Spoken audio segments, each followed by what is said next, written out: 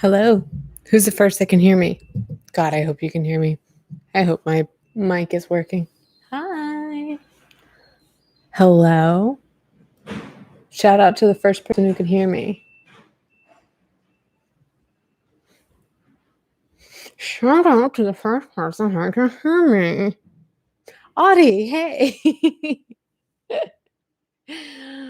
Oh my goodness. It's such an awkward 15 seconds, maybe even longer, maybe 20 seconds between when I actually hit go live and then you guys hear me and then somebody said something. Hello. You were unsubbed? I thought you were unsubbed last time, Wendigo. That's so weird.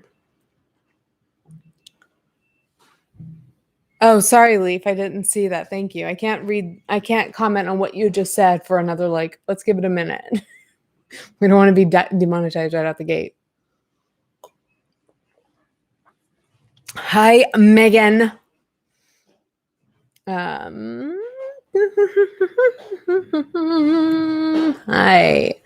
I'm waiting for everything to get settled and have all my documents pulled up and figure out how to do this thing that I've been doing every week for, I guess. Has it been 6 months? Because this is our 26th episode. That sounds like 6 months. Because we may have missed a week, but we've also done 2 in a week. So, hi. You need that paycheck. Leaf, you're going to get it whether I get demonetized or not. Hi, guys. Okay, before we get into any accusations of who I've doxed, let's get started. Hello. Welcome to Basically a Podcast. This is my little thing that's something like a podcast. I don't know. It's just a thing, just a live stream thing that I've been doing every Tuesday for about 6 months now, it looks like. Yay. So happy to have you here.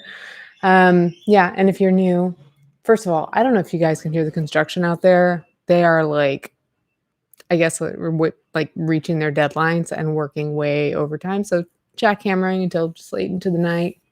It's fine. So yeah, if you are new here, this is a public live event, and it is a conversation that I have with my audience on a weekly basis. So do expect conversation style, disjointed thoughts, tangents.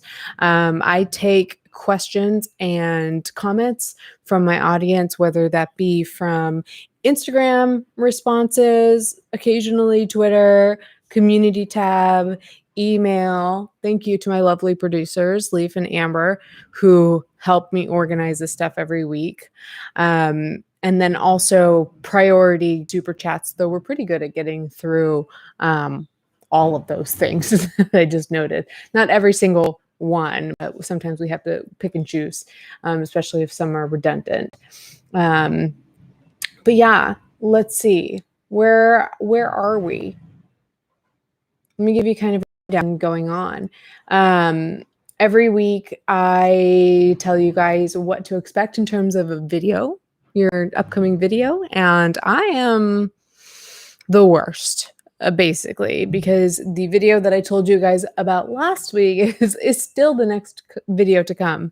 And if you saw the Instagram stories that I posted over the weekend, I think it was, over the weekend, I will be posting, assuming that I can get everything uploaded or edited in time, my part 2 of respectfully criticizing Gabby Hanna on Thursday.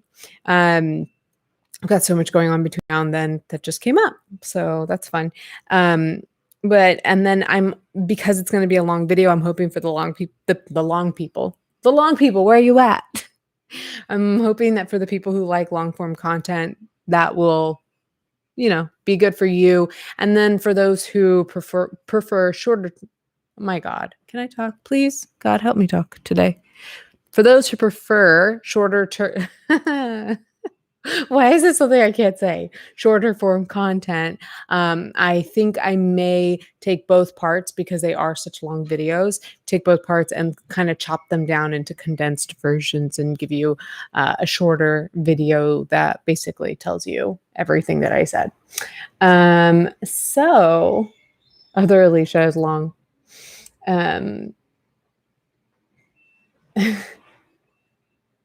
I believe, dear God, please let us speak. And I don't think that one's going to be sponsored. We thought it was going to be sponsored, but I still have not received the product that I am to be sampling before sponsoring. So that video will be coming sometime, I don't know, maybe the week after. Who knows? We'll see. But as far as last week's BAP, what did we talk about? Oh man. Remember last week when I started a shitstorm on the internet?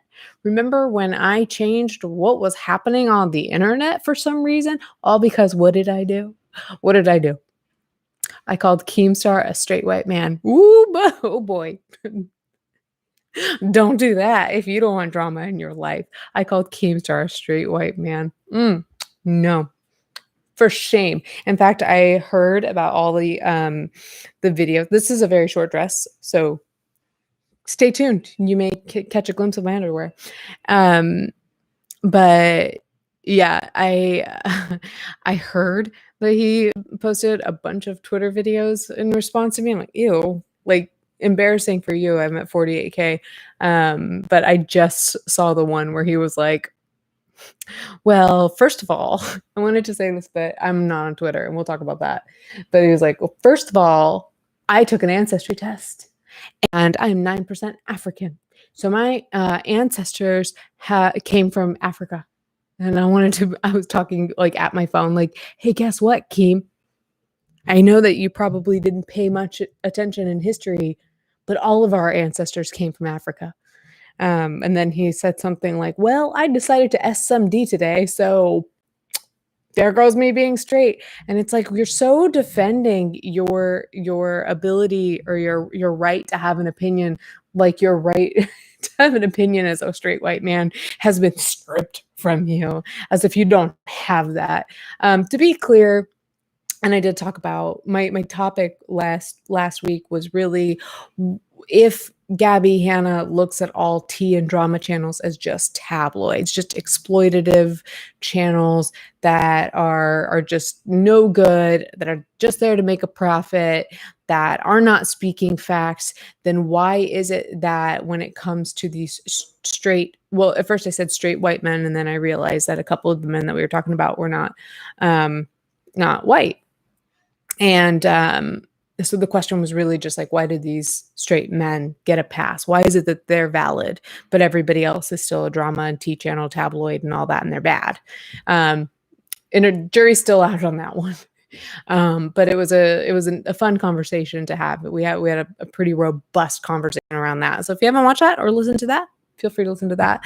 Now that I think about it, if you are watching this on YouTube, if you could please take a moment to hit the like button. If you're a nice person, if you're here to hate watch me, you're not going to do that. That's fine. Just keep watching, I guess. If you are watching or if you're listening to this on the podcast streaming platform of your choice, which is a phrase that I've learned how to say, please make sure that you are following me on that platform. And if you have the moment, can you give me a nice review? That'd be nice.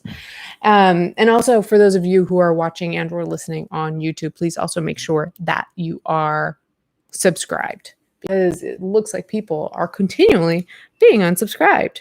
And that's so mean. I'm making sure that I'm putting my phone on, or I'm taking my phone, turning off my Wi-Fi. So let me hashtag Watergang, because yeah, we're still at the preamble. Also, with my last video, I heard some complaints about how much space my breasts take up. So I decided to go ahead and get them enlarged and wear a deeper plunging neckline so that we could take up more space with them, because I'm just a rebel. or because maybe it doesn't matter what is going on with my body. As far as what's on my body, let's talk about fashion. Let's talk about what I'm wearing. I am wearing a mini dress. It's just called I think it's called a watercolored midi dress by, what is the name of the designer? It is it is. I wrote it down in the description, and I can't see the description in my window. So if somebody could type it out before I get to it, kudos. But I could probably pull it up. Actually, what's so weird is that in my creator app, I can't pull up the stream that I'm in right now. What's that all about? Thank you, October. Hemant and Nandita. It is the watercolored mini dress. And I love it because it is, well, it's super short, really flouncy. Please take a look if you've got, your phone or a tab open where you can look on Instagram. Please take a look on Instagram so you can see what it actually looks like when I'm standing up. And remember to leave the little old school mic emoji to let me know that you came from BAP. But I really like it. It is, like I said, short. It's got a lot of panels, so it's like very, I don't know, it's got a lot of pleats in it, but then also has these big poofy sleeves, plunging neckline, like we mentioned. And I'm feeling very like Kimbra. Does anybody know who Kimbra is? I know somebody asked about my music preferences, but there's got to be somebody in the chat who's familiar with Kimbra. Hint, she sang with Gautier on Somebody That I Used to Know. Listen, if you are ready for a new obsession, so what? I don't know when the last time was she made music, but if you want a new obsession, it's Kimbra. Just go look her up. She's a fantastic singer, and like she's from New Zealand.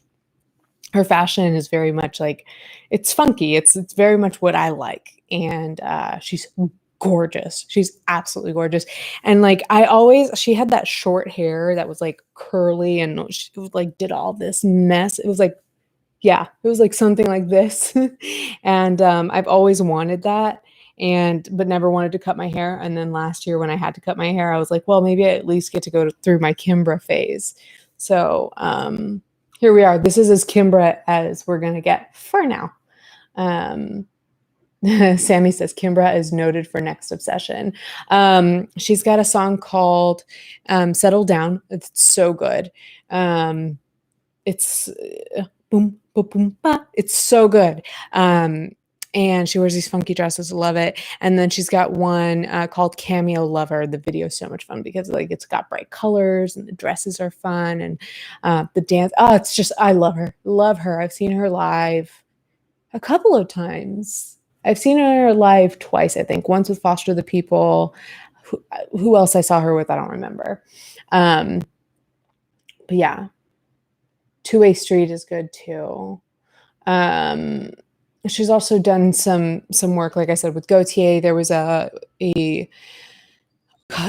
collaboration she did called Warrior. I had that on like a gym playlist for a while, but that whole album, Vows, is just like, oh, I'm going to listen to it this week. I've just decided.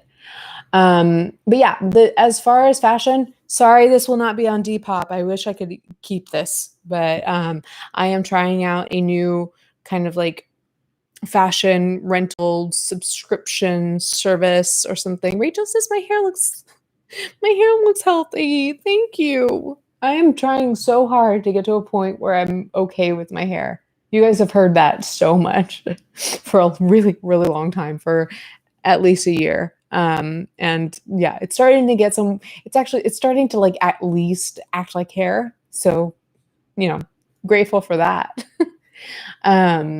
So I'm going to read the super chats, but Cecily's saying for your boobs taking up hella space. So sorry. Is it taking up 92% of the frame or more? Like, to the people who are offended by my boobs.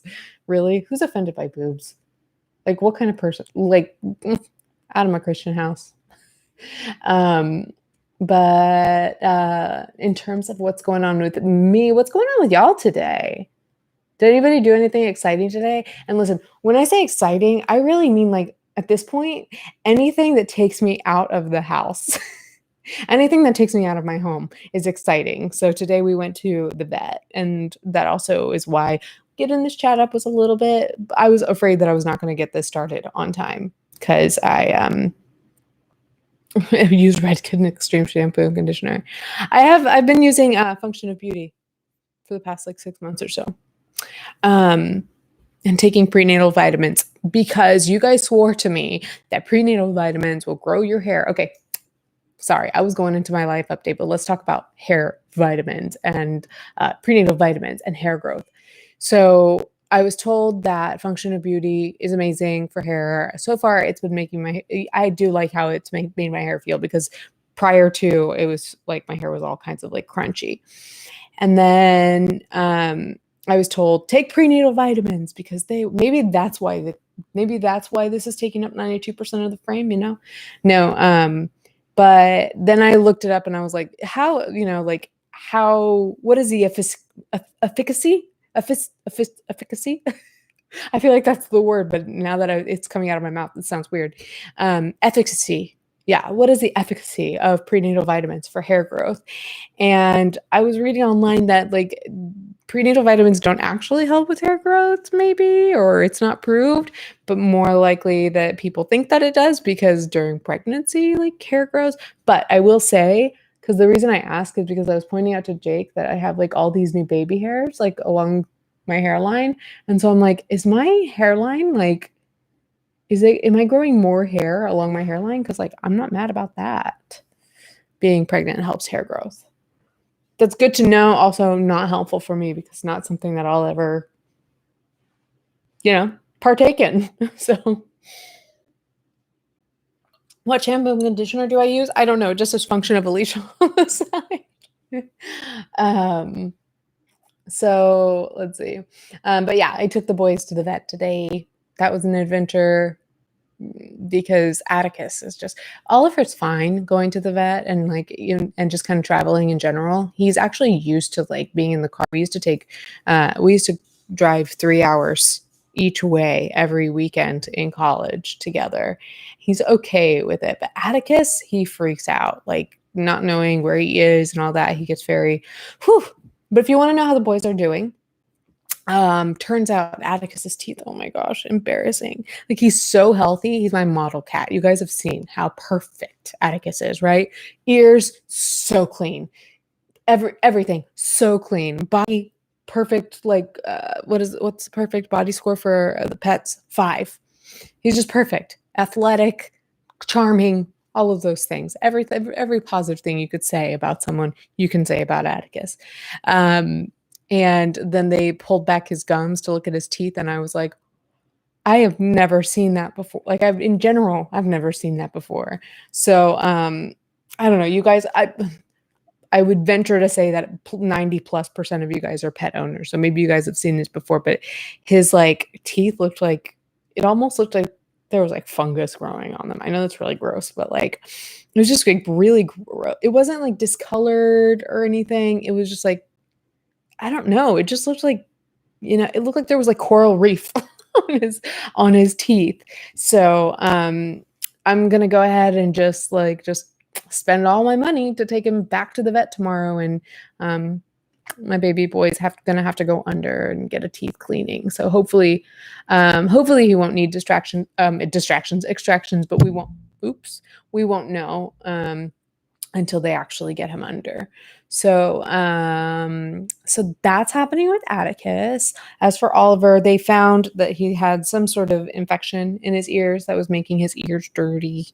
So I've got to give him drops in his ears, as if the insulin's not enough. I've got to give him 10 drops in each ear twice a day for 10 days. So, but he should be feeling better. But otherwise, vet was saying that Oliver looks great. His weight is solid. Checked his eyes for cataracts because of his age and diabetes. Was totally expected that he'd have cataracts, and was like, nope, his eyes are a little hazy. That happens with age, but no cataracts. And otherwise, he seems like a pretty healthy guy. Which, of course, like if you knew what happened like 3 or 4 weeks ago, I guess it was just almost a month ago. So like, yeah, 3 or 4 weeks ago, had to take him to the emergency room because he had pancreatitis, and I was just so scared. I was crying. Oliver's a sugar baby. Um, so yeah, so that's what's going on. You went to the vet and your cat's now on a diet. Oh, Oliver is he's gonna be 16 in March. He's an old man. He really is. But he refuses. He refuses to behave like, to believe that he is an old man. Like when we were at the emergency room, they were like, he's quite a spitfire because he was angry with that they were poking him with needles. And so I wonder if Oliver's an anti-vaxxer. Please don't demonetize me for that joke. But yeah, and he's also like, he insists upon doing things like that only like spry, strong cats should be able to do. And but he's doing well. He just had a little momentary acute flare up. So you named your kitty Oliver. It's such a good name. He really is a tough SOB. I mean, he came from the streets. He was found in a box. So, and then next on Friday I take, because I'm the responsible one in this household.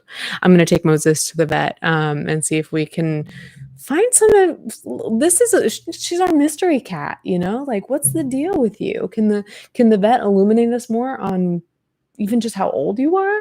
So, like we don't even know how old Moses is because she and Jake rescued each other just out of nowhere.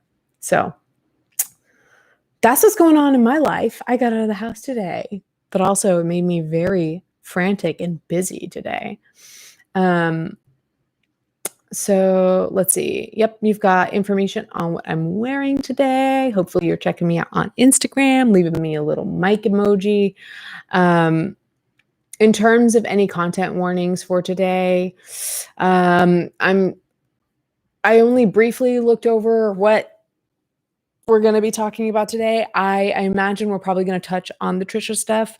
So with that a lot of stuff is involved. There's like CP, CSA, SA, molestation, also possible R word stuff. To be honest with you, I'm going to tell you up front, I'm not going to talk a lot about it, but that stuff is involved in that situation.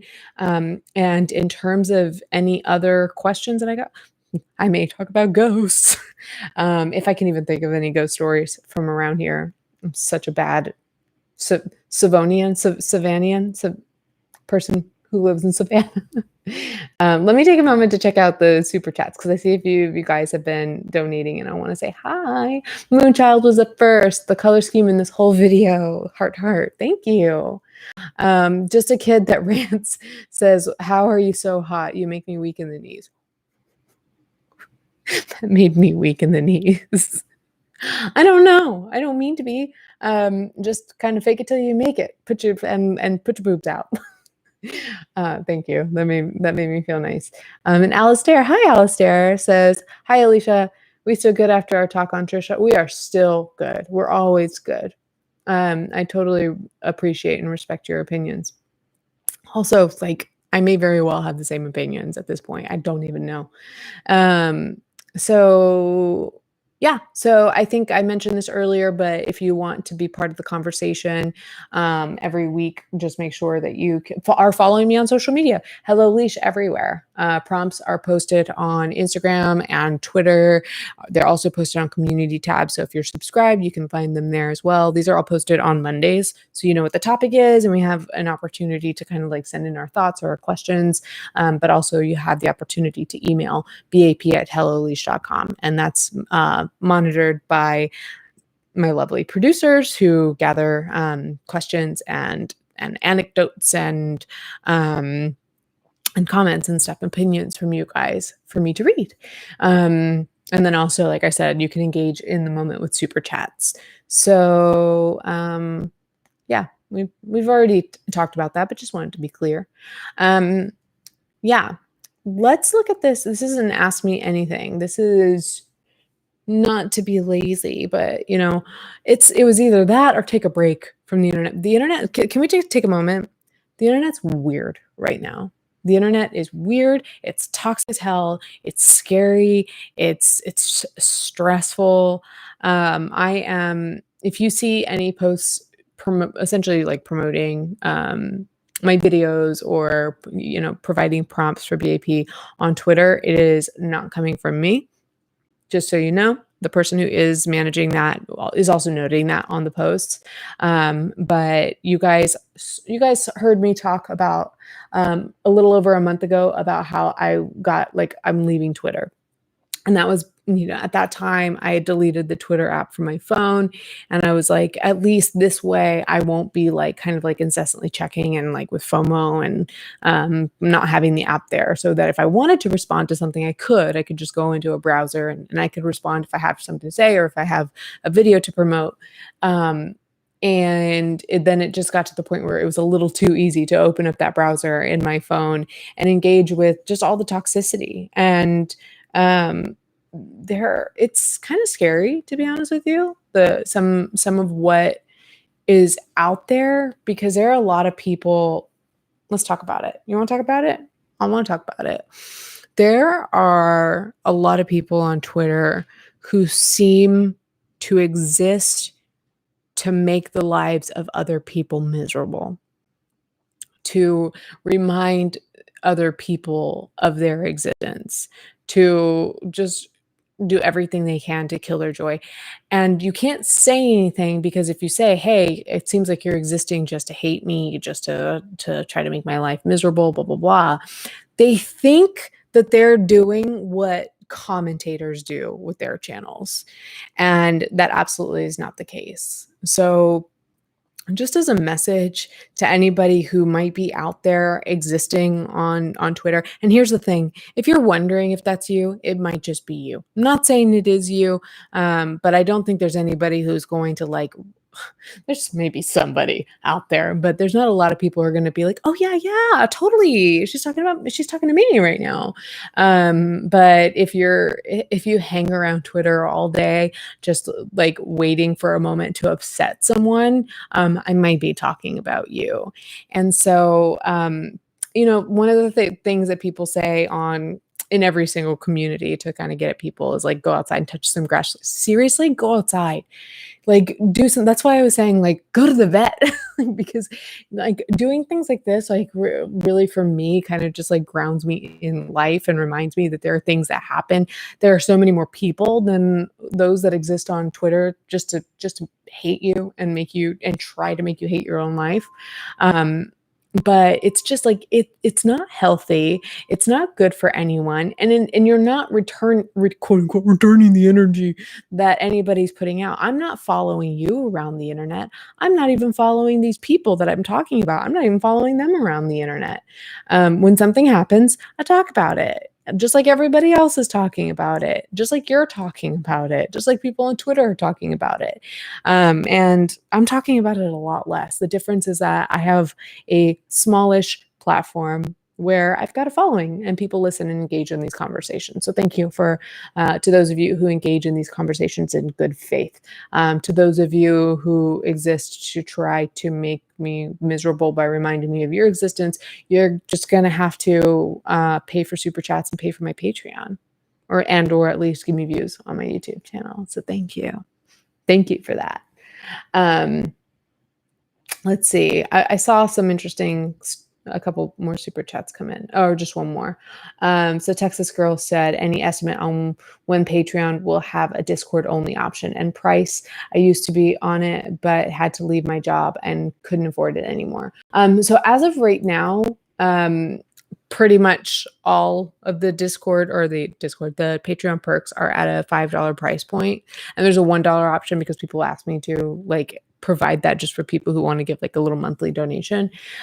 What I'm probably looking at is a few different tiers here and there, but the majority of things falling in two tiers. One being $3 tier, that is essentially just some Patreon exclusive live streams and Discord access, just main channels, open channels, Discord access, and then a $10 tier for those who want access to, who want social media follows, names in the credits, Patreon exclusive lives, but also I think I might also have lives exclusive for that tier too, so that it's just like a smaller, more intimate conversation, and then also access to a bunch of closed channels, and clubs. So we're gonna have a lot of really interesting clubs.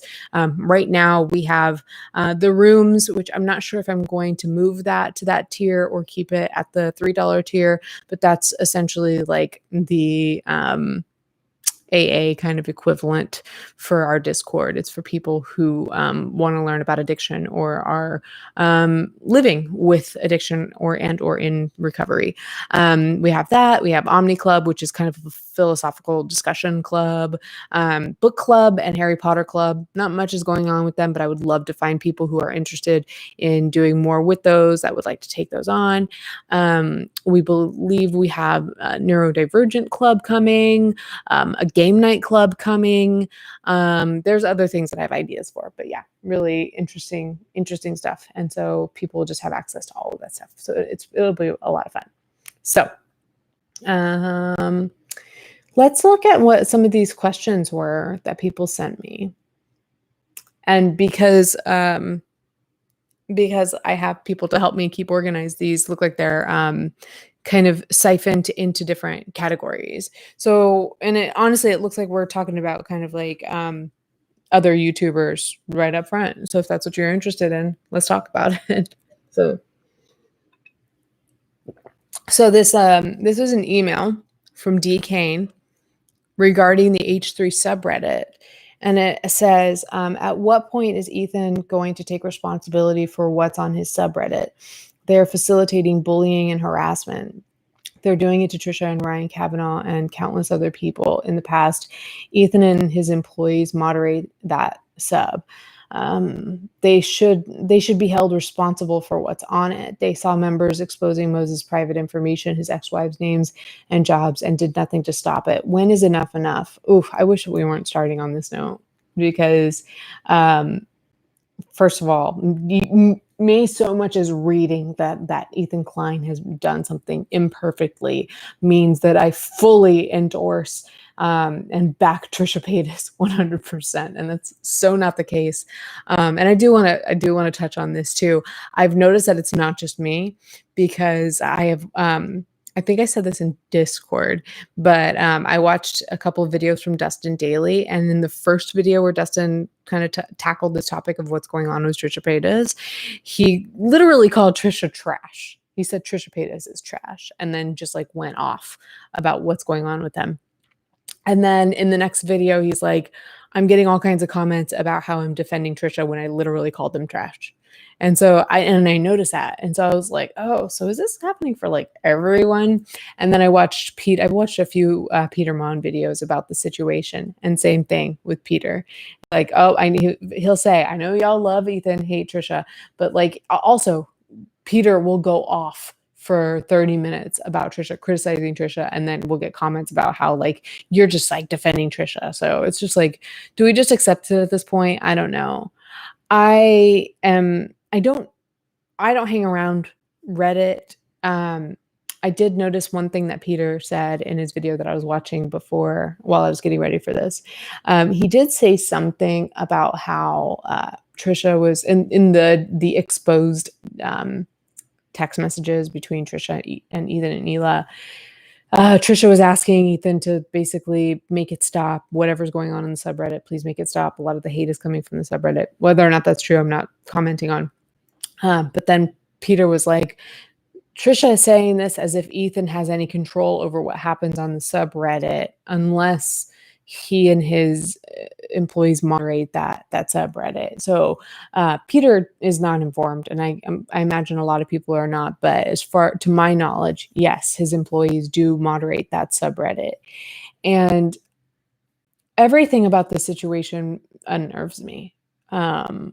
Just absolutely everything about it. I have thoughts, but also at the same time, I start to get into my thoughts, and then I'm just like, I don't even know if I know what I think. I consider myself an H3 fan. I love H3. I love the podcast. I love Ethan. I love Ela. And I love actually everybody on the H3 crew. Every single one of them, I think, is a fantastic member of the crew. And I love watching them. And I have come to really love each one of their personalities. So I still watch H3.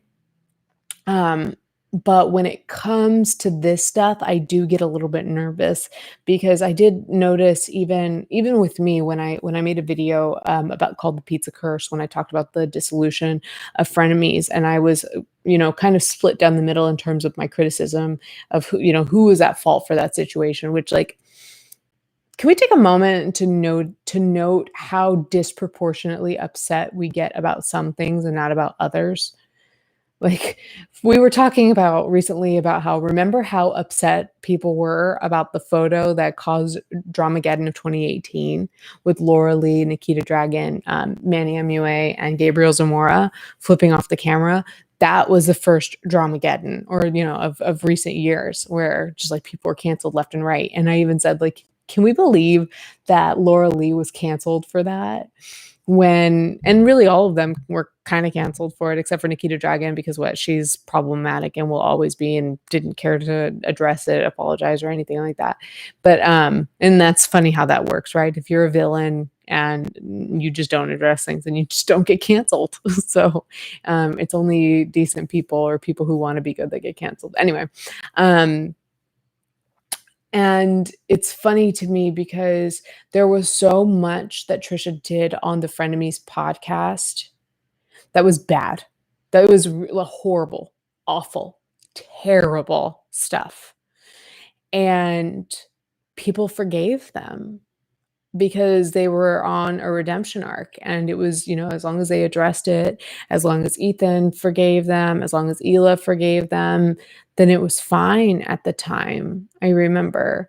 And I kind of went along. My opinion of it all kind of was aligned with what was the public's opinion of the podcast. It was a good podcast. They had a good rapport, especially after they had that session with Dr. Drew and really started to work on their friendship. That they had a really great chemistry.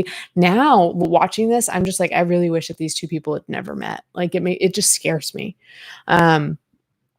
But what's funny is that now it's like, why is it that I have gotten the reputation now that I just blindly defend everything that Trisha says, when I made literally 3 uploads back to back to back. Meanwhile, people are saying shut up about Gabby, when it's really Trisha I couldn't shut up about for 2 BAPs in a video, where I'm just like criticizing Trisha left, right, and center. And I don't know, probably because I've said something positive about them in the past, because they have retweeted a video of mine in the past, because people know that we've briefly DM'd in the past. I don't know. So it's a really tricky territory to venture into.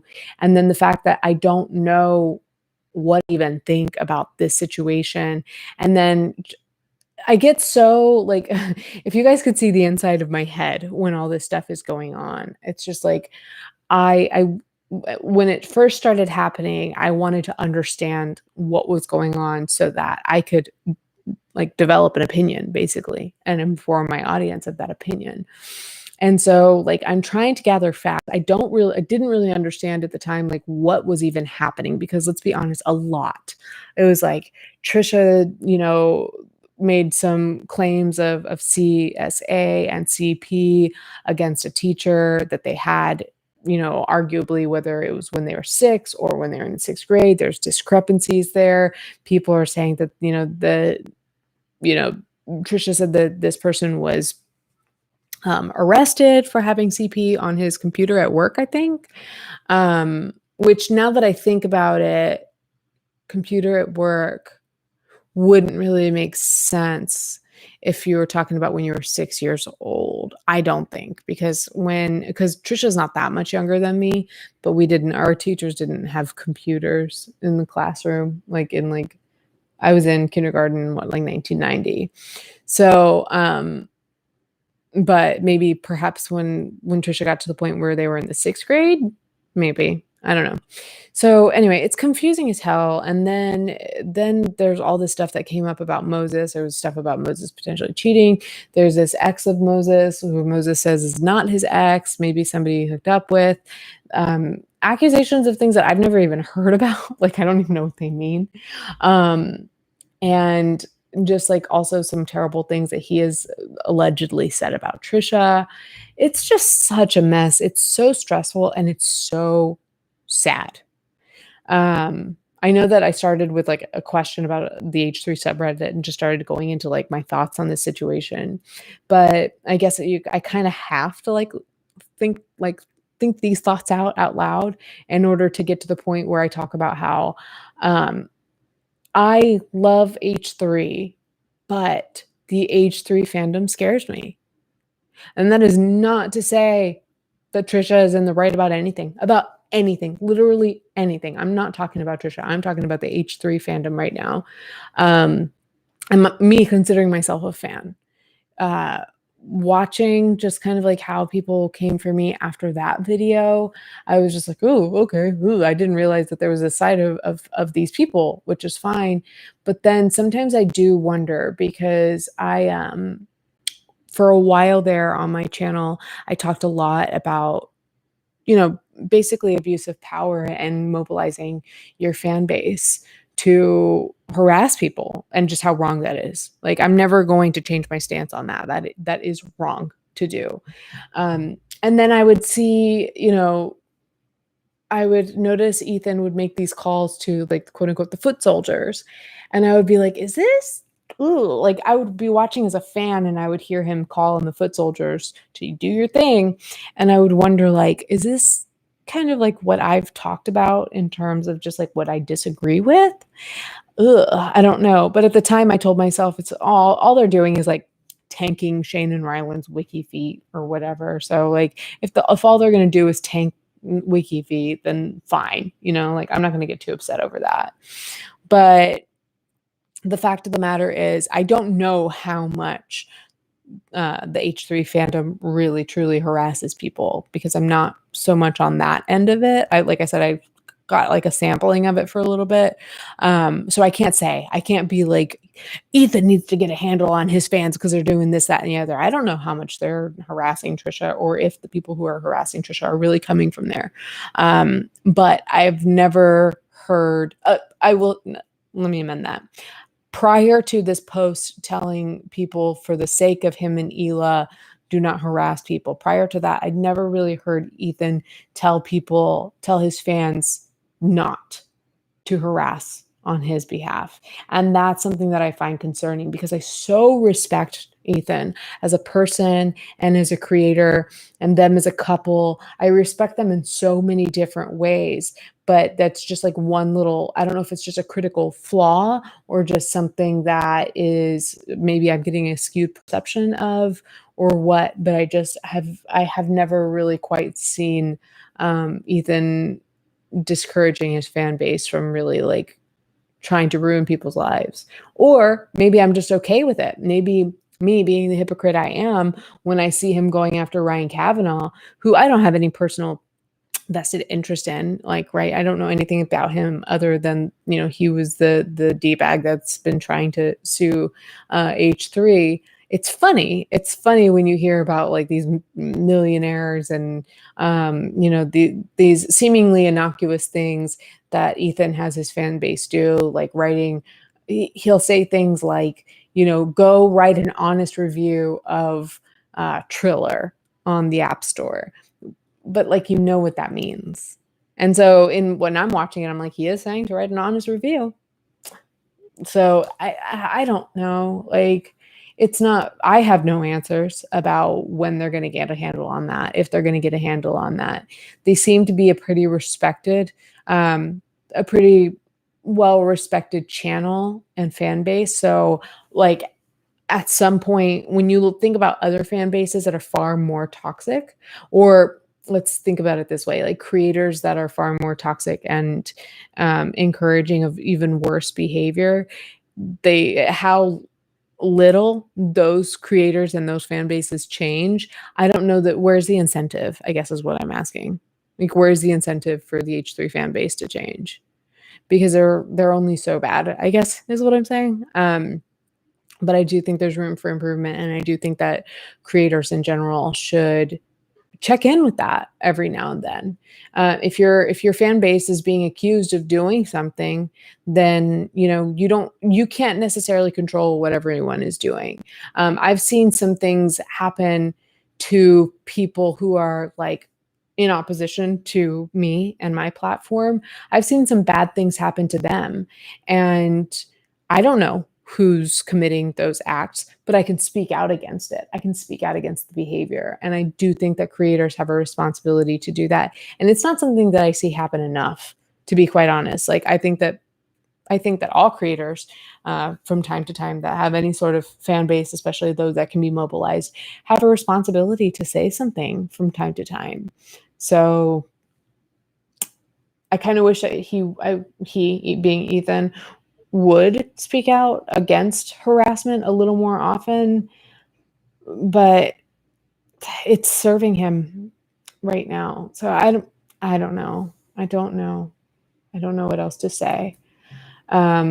It's, yeah, when it comes to like exposing private information, I know that some like Moses ex-wives were being doxxed and stuff like that. Like, that's going way too far. Like, why is that okay? Why would you do that? Like, even if you hate Moses, like these women probably don't like him either. Like, why are you doing that to them? Somebody said, "Are you on IG? Are you going to address the recent Trisha allegations?" So, like, yeah, I basically addressed, in a sense, that like, I don't know. I may make a video about this down the road, perhaps when the details about what's going on kind of solidify, and maybe hopefully Trisha can give us some clarity around the allegations they made and the discrepancies between that and the information that's out there. Perhaps I'll make a video. At the same time, you're talking about things that are matters that are so serious that it starts to creep into the territory of where, like I always say to you guys, remember when people ask me, like, when I first started on the platform, what do you think of Onision? What do you think about James Charles? And it's just always like, that's bad. Don't do that. Like, there are certain things that get to be so serious that there's no just fun conversation to be had about it. Not that it's fun to talk about, people being bullied online and stuff like that. But my channel is more about talking about like the everyday person, the everyday influencer, right? And their behaviors and their interactions with other people or with their platform, and like what we can extract from those conversations to infuse into our everyday lives. I don't know about you, but allegations of CSA and CP and having that aired out on the internet, and potentially those being lies, and perhaps it not being a lie, and then having your CSA being like thrown in your face all over the internet, and having people just from all, like, is that something that I can relate to? No. And I don't know that a majority of my audience can relate to. So it's very difficult to extract something out of those conversations to be like, yeah, let's throw this around. Let's talk about it. I get a lot of criticism for talking about Gabby Hanna. And trust me, I wish that these things that Gabby Hanna were doing, like, I wish that these were spread across other creators, because there are conversations about, like, what does it mean to be a friend? That is a conversation that has come up. Is a friend somebody who's supposed to call you out on your shit? Or is a friend somebody who's supposed to make you feel like the coolest fucking person at all times, or else they're not your friend? Other conversations about mental health and name calling, and what to do with your platform, and how responsible is it to do this at this size, or to excuse your behavior based on your mental health. Like, all of these things are conversations that I have with my audience, because it's stuff that we can kind of chew on and perhaps apply to our everyday lives. This stuff, like, I can't even wrap my head around it, much less figure out how I want to talk about it in some sort of casual setting. So I'll just tell you guys kind of like my experience with it so far. like I said, as soon as it started happening, I thought, okay, I need to know what's going on. I need to know what's going on, and so I can form an opinion. And then so I tried to figure out like what the details were. And it's like, okay, so Trisha made an accusation against this teacher, and uh, you know, it's been said that this person, there are no reports that exist that the teacher actually had CP on his computer. So my brain immediately went to, okay, let's go look online and see if we can find these reports, especially when Trisha says Google it, but then people were saying it's not there. And I hear in the TikTok that they put out, they were like, here's what I heard, this person, somebody else came forward. This teacher's name is Mr. Rainey. Google it. He had CP on his computer. So I'm like, Mr. Rainey. So I'm figuring out how to type that. And then I'm like, did they say Rainey? Maybe they said Rainier. And so I'm like thinking Rainier. Then here, like, give it a couple days after I stopped looking. And then I see Ethan talks about Mr. Riley. So I'm just like, I can't even get what the teacher's name is, for one. I also looked up what Trisha's hometown, because it was, supposedly somewhere in Illinois. Look up Trisha's hometown. It's somewhere in California, according to Google. And so I'm like trying to find this information that I don't know is going to lead me anywhere. And I was just getting so frustrated. And I thought, I don't know that all of this information would be public record. So I just kind of got to the point where I'm like, do I really need to find this stuff? Or is it that I feel like I have to, because if I don't say something about it, people are going to say shit about me, to be quite honest with you. If I don't come out and call Trisha on what they're doing right away, then people are going to say mean things about me. And so selfishly, I was looking for this information. And then it also kind of occurred to me, and which was solidified by what happened to Dustin, what happened to Peter. And then also just seeing people continue to talk about me and my relationship, from a commentary perspective, my relation to Trisha. And I'm realizing that like, there's nothing that I can do to change the narrative that I'm up Trisha's butt and just like loving everything that they do. And so there, and like that, coupled with the fact that this is such a triggering and heavy and disgusting and bothersome topic, I was just like, why am I spending my time trying to find answers when like clearly we need to give this time and find more answers? So I am at a point. So with all of that, I decided I don't need to talk about it. I don't need to make a video about it. I really don't. Here, I'll talk about it on BAP and just kind of where it is. It's just a confusing mess. It's a mess. That's all I can say. It's a mess. But, and another thing that I noticed people said, because there were these hysterical videos from Trisha, I guess, posted to Twitter, where they're just like what looked to me like a panic attack. But like crying and begging and begging and pleading and begging and pleading to H3 to stop talking about this, to stop airing it out. Now, what I will say is that some people were saying Trisha's fake crying. There are no tears. I rewatched those videos, especially because they're in like a lot of people's commentary videos right now.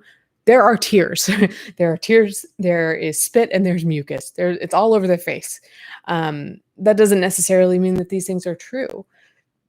I'm very confused as to why Trisha is not giving us clarity. At the same time, I'm just like, you're talking about somebody's claims of CSA and trauma, and I don't know how that works for other people. And I am not going to be the asshole that comes forward and says, bitch, you didn't get your story straight, which means none of this happened.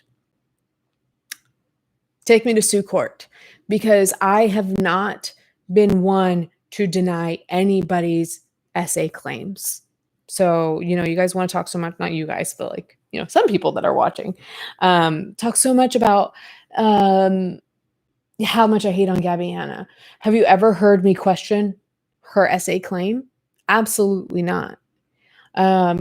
And if some conflicting information came out, and then people love to do the hypotheticals for me. Oh, if this were Gabby, if this were somebody else. It's like, well, you can pretend what would happen all day and all night, but you don't even seem to know what has happened when it's out there. You don't seem to recognize what I have talked about. So there's that. But I don't think that I could ever bring myself to question somebody's SA claim unless there were concrete proof that it didn't happen, which is really difficult to find, or for something like that to come forward. The only time that I can think of something similar is like when, when these people kind of admittedly perpetuated a false essay allegation against Jen Dent when there was no victim to come forward. That was a situation where I was comfortable saying this is baseless. But otherwise, I don't want to venture into that territory. Now, I would be more inclined to talk about the allegations made against this man, because that's something that can be obviously more falsifiable. If Trisha says he was arrested, like there is a record of that somewhere, then that's something I'd be more interested in. But then I'm kind of getting to the point where I'm like, Trisha, why are you not doing more about this? Because so here's where I go back and forth. On one hand, I'm like, okay, so this is somebody that's dealing with potentially their own trauma and processing something really seriously traumatic. So is it my place to be like, come on, bitch, come forward and talk about this situation? Is that right for me to do?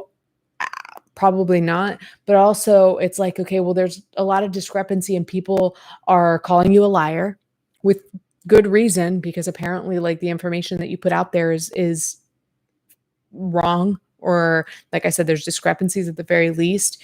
So I don't understand why Trisha's not coming forward to provide more information, and instead is just expending all this energy begging H3 to quote unquote stop.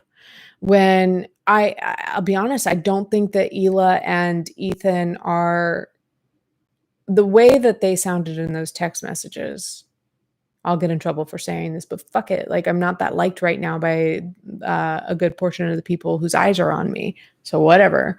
But I didn't like the tone of Ethan. He was talking to Trisha. I didn't, it was just odd. It was really like kind of creepy the way he was like, this isn't over until we say it's over and stuff like that. I was just like, ugh, that's just like, but I did agree with him where he said, I really think you need to come forward and bring some clarity to this situation. And Trisha's only response was, please, please, please make it stop, make it stop. Let me pause for a second. I want to remind you guys, I have a really, really, really hard time with anybody believing that people are just outright lying about anything. We've talked about this a good bit. And in fact, I talked to you guys, I think not in the last BAP, but the one before that, or was it the last one? We talked about Alex James and some of the things that Alex James said on his channel. And then I talked to Alex afterwards. And to be fair, Alex was just like, you questioned my integrity some, and you talked about some people who questioned my integrity or got bad feelings off of me based on things I did in the past. And that's totally valid. Something I really like about Alex. But I explained to him, I was like, some of the things that I was saying was just because I really have a hard time just wrapping my head around people just lying. And so hearing you say that you just lied about these things like is really difficult for me to understand. So my mind never really goes straight to just like, this person's just lying, unless there's just like nothing else to go on, like if I wore a blue shirt today and then I met up with somebody and then that person went to their YouTube channel and said, I met up with Alicia and she was wearing a red shirt today. Like, I'm going to be like, well, that's a lie, but I'm also probably more likely to be like, that person's memory is kind of faulty because I was wearing a blue shirt. But you guys have seen me do this time and time again where I'm just like, well, at the very least, maybe these people are kind of like deluded and believe their lies. So I don't know where to go with this information, because Trisha is not illuminating us more on like why are there discrepancies between the allegations you're making about this man and what is actually available to the public. Are there records that are not available to the public? Maybe you can talk to us about that, or perhaps you got some names wrong, some dates wrong. That's quite possible. Or is it possible that it's all a lie? You can apologize for that too. So there are different ways of handling this, no matter what the truth is. If the truth is, like, I'm too much of a mess right now and this is really difficult processing this, you could say that, get off the internet, go and be like, I will explain this when the time is right. You can do that. You can give us information now that will make it make sense. Or you can just say, like, either I lied, or I got something wrong, whatever the case is, and apologize for it. But instead, I just feel like begging Ethan and Hila to make it go away is just expending so much energy, and it was stress. I can imagine that I'm not the only person who felt like kind of triggered, and I don't say that often, by watching those videos. It just seems like a lot of energy to expend in the wrong area, is the best I could say. I'm going to say something right now in the chat so I can pin it. Trisha's, and I'm going to say it too. I don't want to have this conversation every time. Get mad at me for putting this in all caps, but whatever. I've got a BAP to run, and contrary to what some people believe, I'm not managing the chat while I also am talking to you with my hands off the keyboard. Somebody was like, she timed me out, and I've got, like, in the screenshot, I've got my water bottle in one hand and I've got my other hand is just like this or something like that. And they're like, see, she timed me out. And I was like, well, look at the screenshot. Like, clearly I'm not the one timing you out if my hands are not even on my computer. And they're like, well, it's from the screenshots are from different times. It's like, when do you guys ever see me just like, hold on one moment while I time people out and read the chat. Trisha's pronouns are they, them. And if you're going to be in my home, you're going to use the correct pronouns no matter how much we hate them. You can hate their fucking guts. That's fine. In fact, Alistair does. And Alistair and I have plenty of conversations, whether it be in DMs or in super chats or just in regular chat, and they don't like Trisha at all, but they are respectful of the pronouns because that is a demand that I make in my home. And people, I can't with how some people, and it's going to happen again. It's going to be all over Twitter. Hell, Alicia's moderators kicked me because I had a dissenting opinion or something like that. And it's like, or because I use these pronouns when Trisha says she's okay with she. And it's like, you are not entitled to the space here. You're not entitled to be involved in the conversation with the people who are here in good faith. So, like, if you are upsetting people, or if you are not obeying the rules that we've put forth, this is my home. I appreciate you guys, 500 of you, for showing up to listen to me talk. Even those of you who don't like me and are just here to see what I have to say or screen record or whatever you're going to do. I appreciate you guys being here. But if you're going to be talking in the chat, I have every right to delineate what those boundaries are. And so, if it doesn't matter to me, you may go to Mysterious T's video and they pretend that they're, being respectful of pronouns by saying these are Trisha's preferred pronouns. But we asked Trisha, and I have the screenshot, and they said 100% they prefer they, them. And everybody who keeps asking me to watch a Mysterious T video, one thing that I was saying is that I actually did try to watch it. I would love to get the information from somebody else because I'm just not able to gather the information after here. I don't know what it was. I was spacing out. I did not like this. I'm going to be using Trisha's preferred pronouns, which is she and they. In fact, Trisha said that they're even okay with him, he, him. So my challenge, because I know this will get back to Mysterious T, my challenge, Mysterious T, is I will watch your videos and take a tally. And every time you say he, him, I give you $1. Let's up the ante. $10. And every time you say she, her, you give me $10. And then we'll see who makes out in that situation. Because you can't convince me that when people fight so hard to call non-binary people by, their not preferred pronouns, correct pronouns, you can't pretend that's not some form of like thinly veiled transphobia. you can't convince me otherwise. And I did mean to ask this, and then I was going to ask it on Twitter, and then I was off Twitter. But I'm curious because we have a lot of non-binary people in this community, and even adjacent to this community, or people who are, who don't like the people in this community. That's fine. There are plenty of non-binary people out there that we communicate with on a regular basis. And there are plenty of non-binary people out there whose pronouns are not strictly they, them. I've seen plenty of people within my own little community. I've seen a lot of they, them, she, her. I've seen a lot of they, them, he, him. And so I would ask those people, why don't you ask those people if they are open to taking on the emotional labor of giving that opinion? I'm not going to put anybody on the spot just for the sake of my education. We can perhaps do this research on Google because surely somebody's written a blog about it. But, I would pose an open-ended question to whoever would want to answer. What is the deal with having multiple pronouns, acceptable pronouns in your world?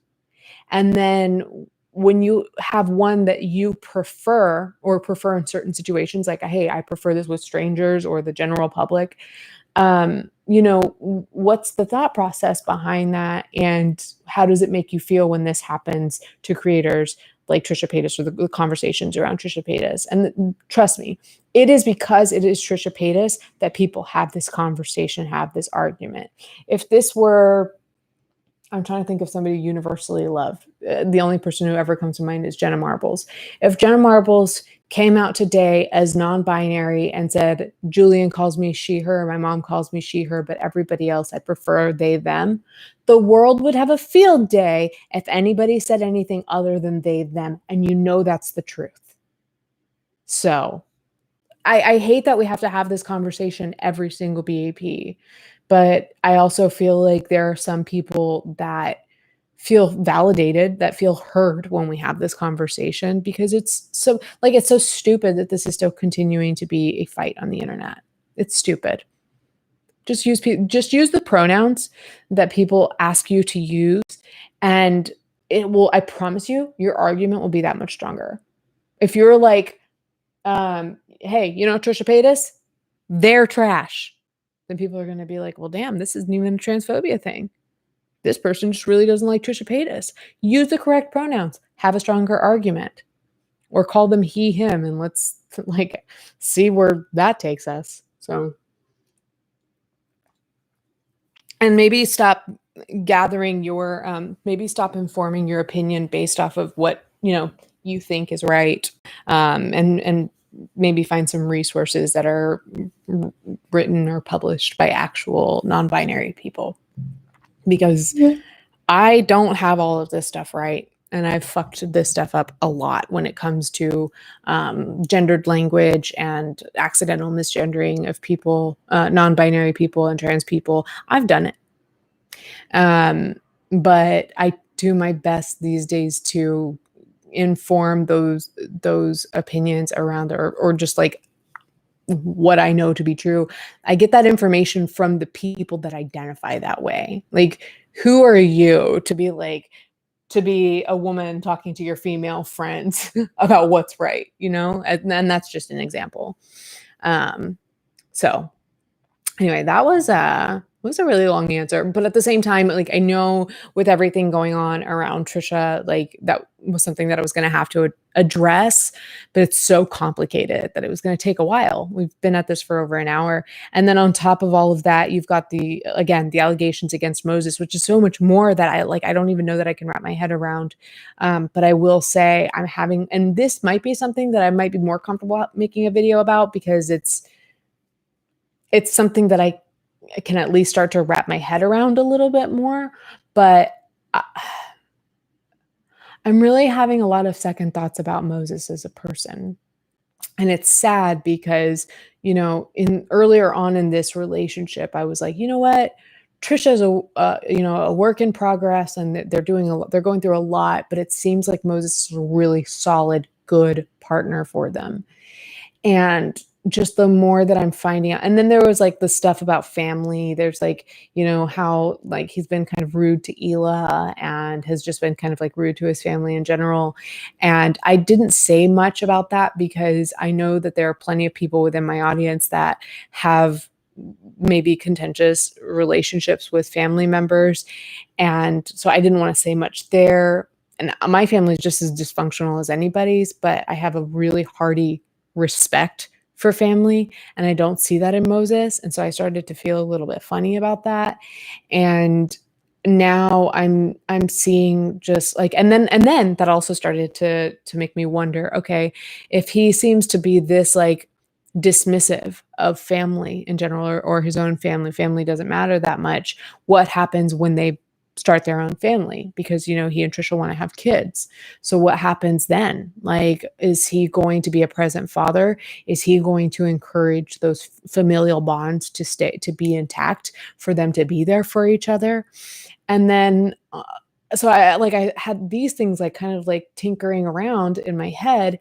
And then I saw these text messages between, I guess, him and the ex, or the fling, or whatever. And supposedly all these like text messages that are supposedly from Moses about Trisha, making fun of her weight, or just saying like, I'll give her a baby and collect child support. Like all these things that could be fake. So I'm not going to speak of them as if they're true. But at the same time, like, the more I get to know more about him, the more I could see him saying these things. And it makes me really sad. It's like, where do you have any sense of loyalty and respect for the people that you're meant to love the most? It just makes me so sad. So, yeah, that's about where I stand with all that. It's a lot, dude. It's a lot. Let me see if I feel like there were a couple of super chats that came through, so I wanted to say hi to those people. Logan, hi. Logan says, saying this for everyone to see. Thank you for being an ally who listens. I love you. I love you too, Logan, so very much. In fact, I believe that pretty much my entire audience stands you. So with good reason.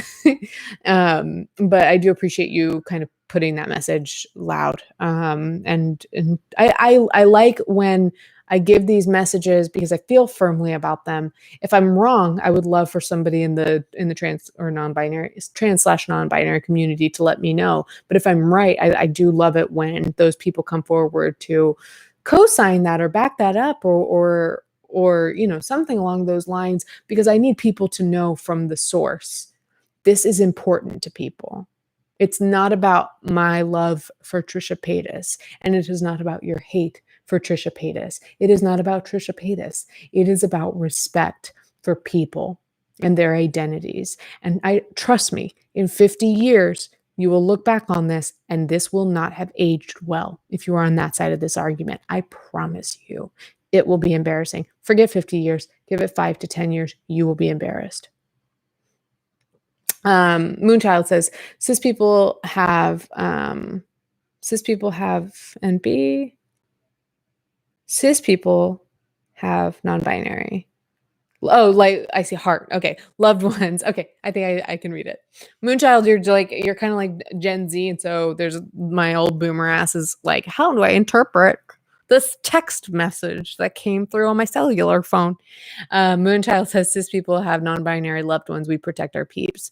Very much. Very, very much. We protect them. And that's what it's about. It's about the people that I would say it's about the people we love, but it's not just about the people we love. It's about the people we hate. And it's about the people who are strangers to us. This is not it. And I've made the comparison a lot to like racist slurs. You would not, most people, some people would, but most people would not fall on that sword and be like, well, so-and-so said it's okay for me to use this slur, so I'm going to use it because I don't like this person. It's never okay. If you have a valid criticism about a person, use that valid criticism about that person. You don't need to misgender them for it. And you don't need to justify, I prefer this. He, him. Okay, well then let's play that game. Well, I'll take that bet happily. T9. What does that mean? Oh, is that Was that the way that Blackberries texted? Ugh. Ew. I hated that. I hated that shit. So, okay, so let's move on. Um, I'm wondering if I should go to something lighter before going to something as heavy as Edwin. No, we'll just lighten it up as we move along, and it's not even that heavy. So the topic is Edwin. And this came from somebody on YouTube. Asks Edwin's generation made a video about you and Gabby Hanna. Will you be responding? Also, I might want to combine this because a couple of other people, Brittany also said, could you talk about some of the videos made about you recently? And then also Nicole, that was from Brittany. Nicole said, long time stan, so I'm here for your content no matter what, but can you plan on switching it because of recent drama? I mean, I'm not, that part I'm not sure of. That's a little, that I'm not sure what you mean by switching it up because of recent drama. Does that mean switching it up from what? I'm not sure. I hope to start to keep switching it up no matter what. And so that is something that I was starting to do. Got really bad backlash, but that's not going to stop me from making new enemies, if that's what that means. And is what happened, right? I talked about these male commentators, and that brought me a lot of hate, threats, etc. So that is switching it up from that. Yeah, I'm going to try to continue switching it up to various different topics. As for just kind of the question of like, what's going on with Edwin? What happened with Edwin? Because I haven't talked that much about it. And so, he has told his side, I guess, here and there in a couple of streams. And it's a little bit complicated. I'll just kind of try to give you a narrative, kind of like start to finish. I did not know much about Edwin's generation. I didn't know a ton for a long time. I had seen a couple of his videos. He seemed like a nice guy. And then that's right. He tweeted something like, oh, I can't believe this. The girl who lied about Gabby Hanna is lying about me too, in reference to Deanna. Deanna, who made the tweet that launched 1,000 ships with the whole situation. Yeah, and I, like a lot of people, got very protective of Deanna, and also like how unfair that was to say that she lied about Gabby Hanna, and to brand her as the girl who lied about Gabby Hanna. I didn't like that. And so when I expressed my frustration over that, then I started getting a lot of messages and comments and replies about other things that Edwin has done that were problematic, whether that be far in his past, or more recently, things that are arguably he did or didn't do. I guess I have to name it because it's something that's very important to him that he's brought up. He's recently been friendly with these like commentary bros, is what people call them, doing these live streams with these guys. And in one of these live streams, it was right around the anniversary of George Floyd's death. These guys, I believe it was Augie, which like Augie, I've never seen a single one of your streams, by the way. I just saw this little clip. He was, I guess, scrolling through these comments by like their viewers, their fandom or whatever. And there was an image and they were like, what is that? And I think he said, this is somebody drew a picture of me leaning on Nick Diorio's neck. And so it was clearly like a mockery of the way George Floyd died. And so there's just like a lot of kind of like nervous laughter, just kind of like, oh my gosh, what's going on? You do hear one person, if I want to give the benefit of the doubt, I would say maybe that was Edwin saying like, this is bad. What are you doing? Don't do that. But regardless, there's a lot of like complicit, like kind of like laughter going on in that conversation. And that really bothered me. And a lot of people took that to mean that Edwin, like these other people, were laughing at making a mockery of the death of George Floyd. And so that bit combined with some other things that people told me, I posted kind of a list. I was like, I heard he did this and this and this and this. And I also said something like, if he doesn't leave Jesse and Deanna alone, I'll wreck his shit. I think I said that. Honestly, looking back, I probably wouldn't have I would have probably taken some time to fact check all those things, just make a video about it, or maybe just kind of pose an open-ended question. Hey, are there any things about Edwin's generation that you want me to address? I impulsively tweeted just out of anger because I saw that stuff. Though I don't know of any of that stuff to be untrue outright. I don't know it to be true 100% or untrue 100%, any of that stuff. So, you may have seen where he came into my DMs and said something about like, you're not really trying to tango, after saying something like, wreck my shit, mommy, just some, in my opinion, tasteless jokes. And so once we started talking about it, I was basically like, I'll talk to you about this, but you got to drop the whole mommy, no mommy, no tango, no none of that. And he was at that point kind of like dropped the act and was like, okay, I'm sorry for using that language. But this hurts. It hurt that you are posting these things that are, in his opinion, untrue about me. Like, I was not mocking the death of George Floyd. That was one thing he was kind of, that was important to him, seemingly. And so we kind of went back and forth, and he wanted some apologies from me, and I did issue some apologies where I could try to like see where this was like hard for him, but then like where I felt like I was apologizing needlessly, he didn't seem to be receiving it well, and it just wasn't like, it wasn't going great. That's the best I can put it. And I was just like, you know what? I didn't like the tone of the conversation, and I did not find the content to be interesting anymore, and I just didn't want anything to do with it. And so I was just kind of letting it be. He did a stream where he said something like, sorry, hello, leash, I'm unleashing my feels. I don't know what he said in that stream about me. And I just decided I'm just not going to talk about him. I just don't care to, and I don't want beef with him, really. Like, it just wasn't interesting to me. And what happened? So yeah, the stream happened. Oh, then last week when we were talking about male commentators, I brought up a couple of examples. I said Keemstar, Nick Diorio, Bo Blacks, and Augie, like the ones that I hear about the most connected to Keemstar. And because I didn't name every single male commentator, of course, then people are calling me out and saying, you didn't say this person, and then like naming this person, naming that person, people I don't even know, and saying like, oh, she left them out because it doesn't fit her narrative, because Tipster's Mexican. I'm like, Tipster is a cartoon in Oakley's to me. I didn't know he was Mexican, but okay, we'll broaden the topic. And so Tipster was the one, I believe, who brought up, why aren't you talking about Edwin's generation? And I was like, well, I didn't want to talk about Edwin's generation, but okay, let's do that. So in my last BP, I did mention that I said, I just felt like in DMs, he was frantically bickering with me, and called himself a smaller channel, said I would be punching down, and that felt manipulative to me, and blah, blah, blah, or something like that. So then, of course, that kind of set off something in Edwin. He tweeted about it, going back and forth, whatever.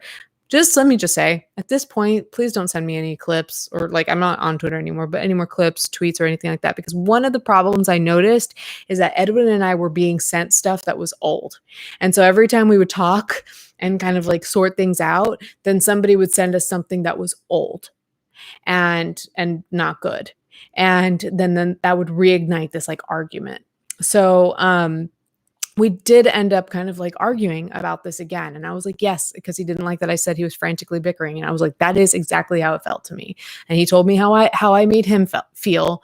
And so we talked through it, and it got to a point where I kind of wanted to just stop arguing, because I noticed, I think what was going on was that Twitter was a scary place, honestly, because there were actual like vicious people on the internet that were trying to harm me, like emotionally. And so I was just kind of like, I explained to Edwin, I was like, because I think what he referred to is saying that like I seem like these conversations are a chore to me. And I was explaining that like, these are not a chore to me if I am the one initiating this conversation. And I'm willing to have this conversation with you because even if we don't agree, you seem to have a human element to you.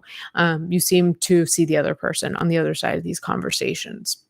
And so I would rather talk to you about this than to go out and talk about these things in general Twitter, to be honest with you.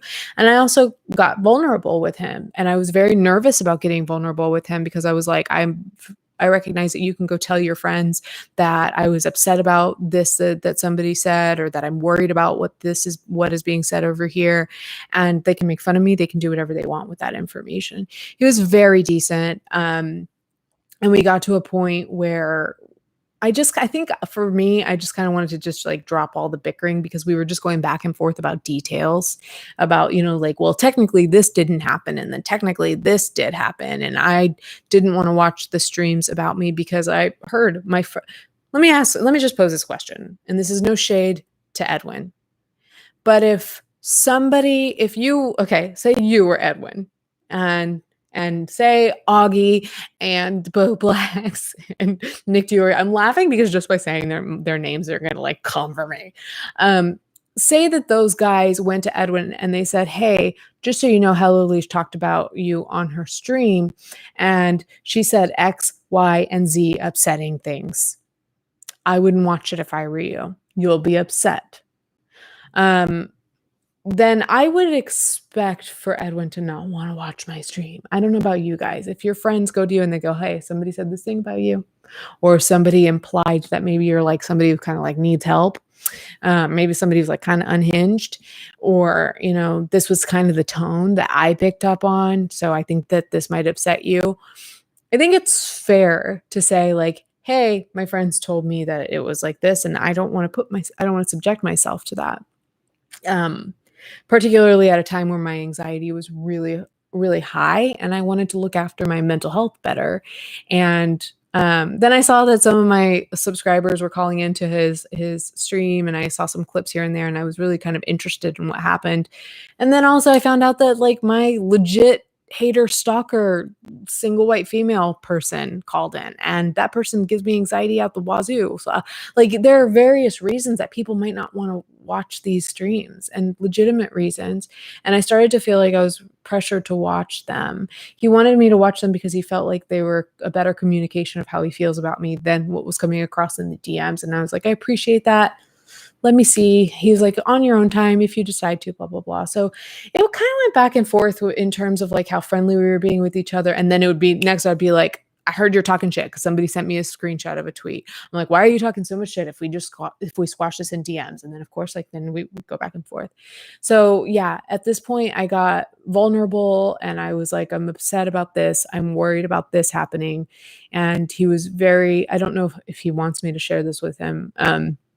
But he was just like, it sounds like you're going through a very intense time in your YouTube career. And that was very validating for me to recognize, because for me, what happened with Keemstar, I'll just be real. What happened with Keemstar going on his channel and calling me a stupid fucking bitch and making fun of my glasses and making various videos aimed in my direction, when, by the way, that wasn't a criticism of Keemstar. That's what I meant to say earlier. That topic was, why does Gabby give a pass to? It was not your opinion is invalid. It's, why does Gabby give a pass to these people? Or why does Gabby say okay to this and not to this? It wasn't about your opinion. Anyway, yeah, it felt like Hate Mob version 2. Because again, you're talking about a creator about the same size as Gabby Hanna. And, like publicly coming for me. So of course, all of their followers are going to come for me hard. And I told him, I was like, I'm going through this again, and I'm just having to do it better this time. I have to learn each time it happens. And so he, like him saying like, it sounds like you're going through an intense period of your kind of your growth on YouTube. It was validating for me, because it was like, okay, so this feels intense. And so it is intense. And it sounds to him coming from a more seasoned YouTuber, sounds like this is just like something that people go through. And so that was helpful. And, I did send him a long message the next day, just thanking him for being very human about it. And I was just like, going to be honest with you, like, we're not going to agree on things.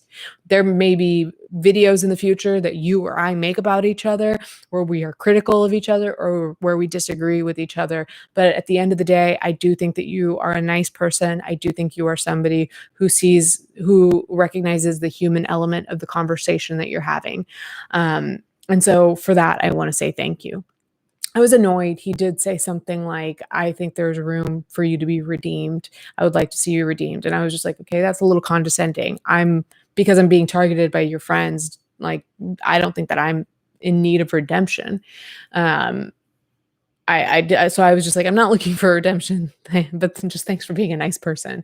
And he did clarify. He was like, I just don't want to see you shit on very much, or as much as you have been. And I was like, I do appreciate that. So that's more or less the conversation we had. Edwin's generation, to my knowledge, is generally a nice person. However, and this is not going to get that juicy, but I guess that was the night that he did the stream where some of my followers called in. But I saw a lot of clips and got a lot of quotes from that stream that were quite upsetting. Not necessarily about me. I heard some comments about like him continually calling me mommy and himself puppy, and like, I don't like that. And there were some very sexist clips that I saw, like running a poll asking women if they prefer to be in the kitchen, and when the poll said no, he was like, "That's unfortunate." So, in total transparency, and this is also me expecting this to get across to Edwin, because I saw Edwin saying like, "I'm going to be the bigger person," even though somebody told me that she's in her Discord sharing DMs. First of all, I was talking to a group of like a handful of like 5 people. And so we were talking about what happened on that stream. And so I shared some of the DMs that we had. Not in any way to be like, oh, look at this doofus. It wasn't like that. It was just like, well, this is the conversation we had, and like talking about any discrepancy between what we talked about or what might have been on the stream. So, but it wasn't in any way to harm him that I talked about those DMs. It does bother me that he could be in cahoots with somebody who's leaking information from my Patreon, which, by the way, that is actionable to the people who are leaking Patreon exclusive content. I told you, you're welcome to lurk. Haters are welcome to pay me money and come lurk in my spaces. Like, what a waste of your time and money, in my opinion, but that's not for me to decide for you. But you cannot share that content. You cannot share that content that is behind a paywall, and that is actionable if you do. Just letting you know. Just you let your friends know if your friends are doing that. But you're welcome to pay the money and lurk. I don't care. But at the same time, I recognize that sometimes people reach out and it doesn't mean he's in cahoots with them. Sometimes people just reach out and be like, hey, look what I found out. So him saying, I'm trying to be the bigger person, we squash this, I want to be cool with her. Like, it bothered me that like the argument was that I talked about our DMs, when like, this is never going to be a nice and neat, clean situation. But at the end of the day, I consider myself to be cool with Edwin's generation. I don't agree with the things he's been saying online, with a lot of the stuff he's been saying online. I don't. But you can disagree with a person and still be cool with them. You can also disagree with somebody and think that they're a nice and decent person. You can recognize that two very differing opinions, opposite opinions, can be equally valid. And that's kind of where I stand with Edwin's generation. So to all the questions about what's going on between me and Edwin, that's really kind of like as far as it went. I think that there's a nice person somewhere in there, and I definitely like talked to that nice person some. Just whatever's going on with the content right now is a lot of what I've seen is not stuff that I agree with, and so it's just not something I'm engaging with. Yeah, and I'm seeing in the chat too that like some people who were there, they disagreed with him and they still wished him well, and we can do that. We can do that with each other. We can disagree with people, but still want the best for them. We should, right? So yeah. And trust me, guys, like people are talking about what he may have done. I'm not privy to everything that he has done, and I don't have a way of right now in the moment fact checking anything that's been said. I'm just saying, like, based on the conversations that I've had with him, I can tell that there's plenty of content out there that I disagree with. He as a person seems nice to me. That's it. I think he and I are both kind of like that. Like we're just like, he disagrees with me. I disagree with him, but whatever. People can be fine. We just don't want to fight. Mommy and Puppy don't want to fight. Ew, I hate that joke. Don't like it. Don't like it. So that's all the Edwin stuff. Hopefully that's covered there. Let me take a quick water gang and see if there are a couple of super chats to read.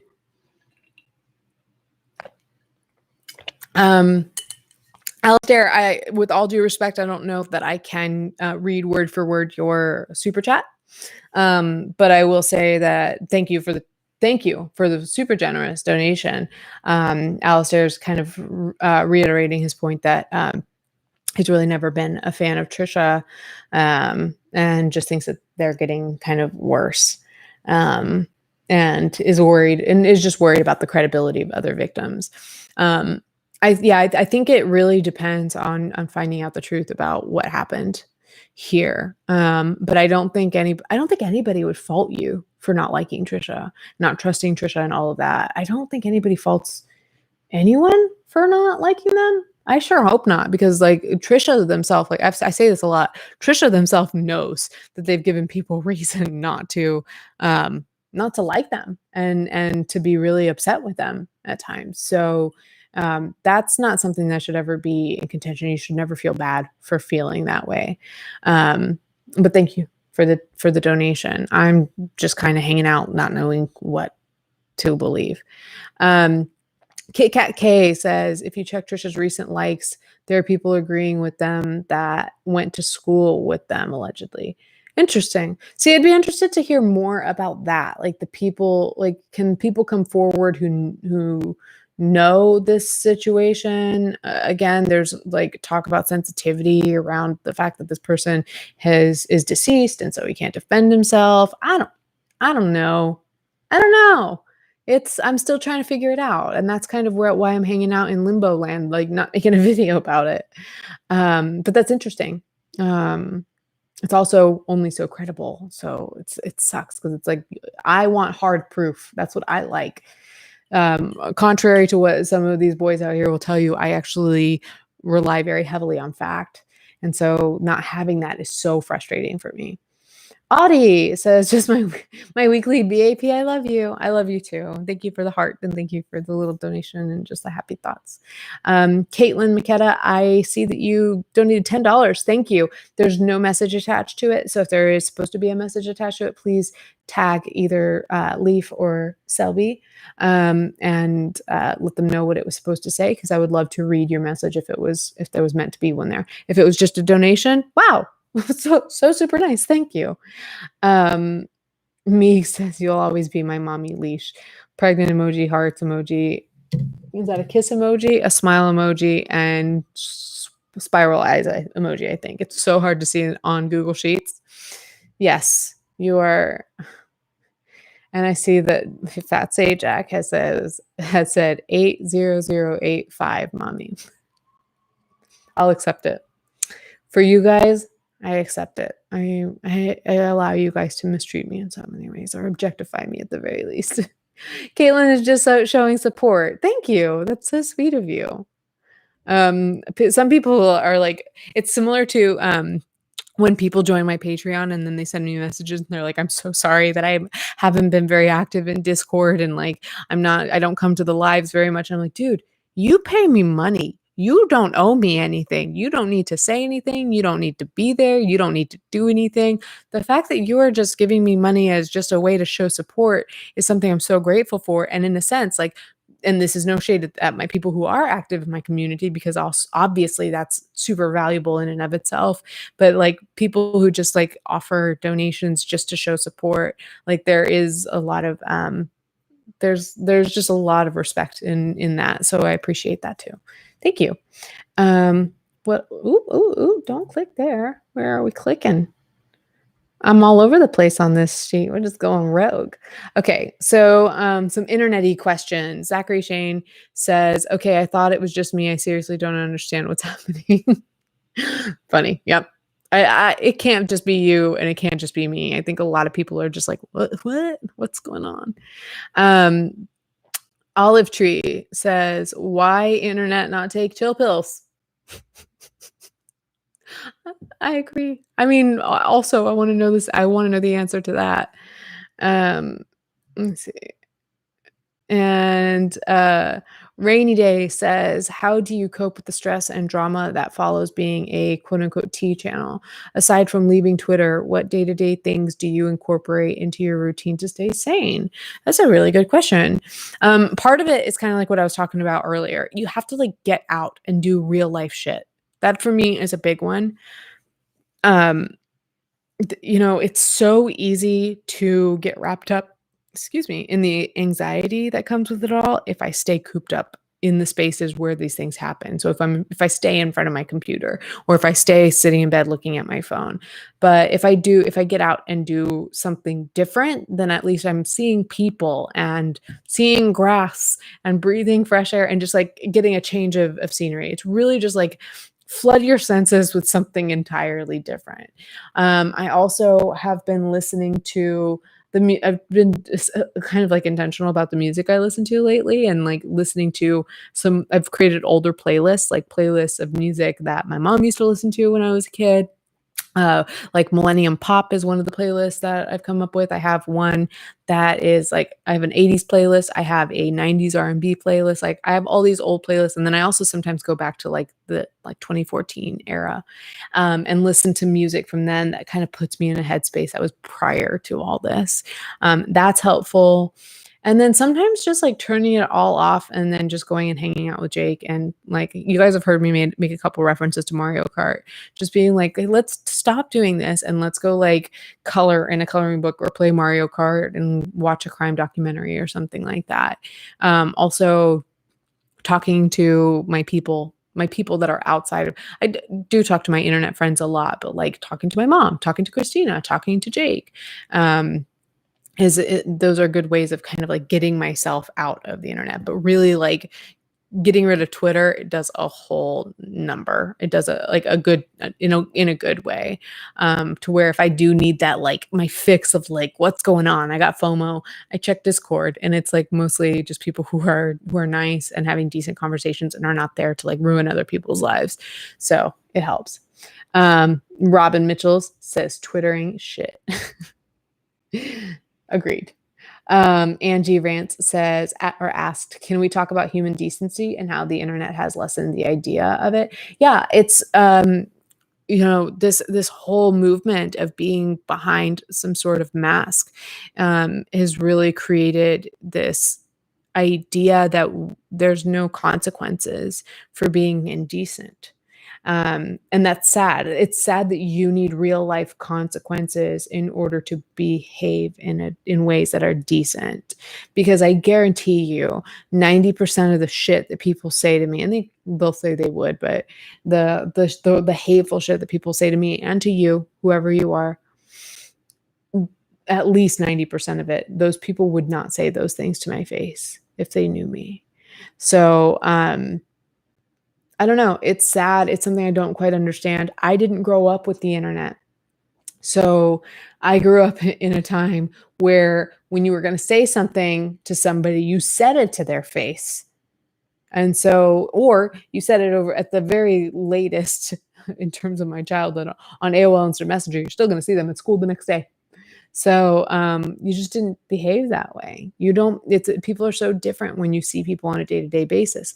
People don't talk to their bosses this way. People don't talk to their coworkers this way. In fact, a lot of the people who act really indecent online in their real lives are very quiet people.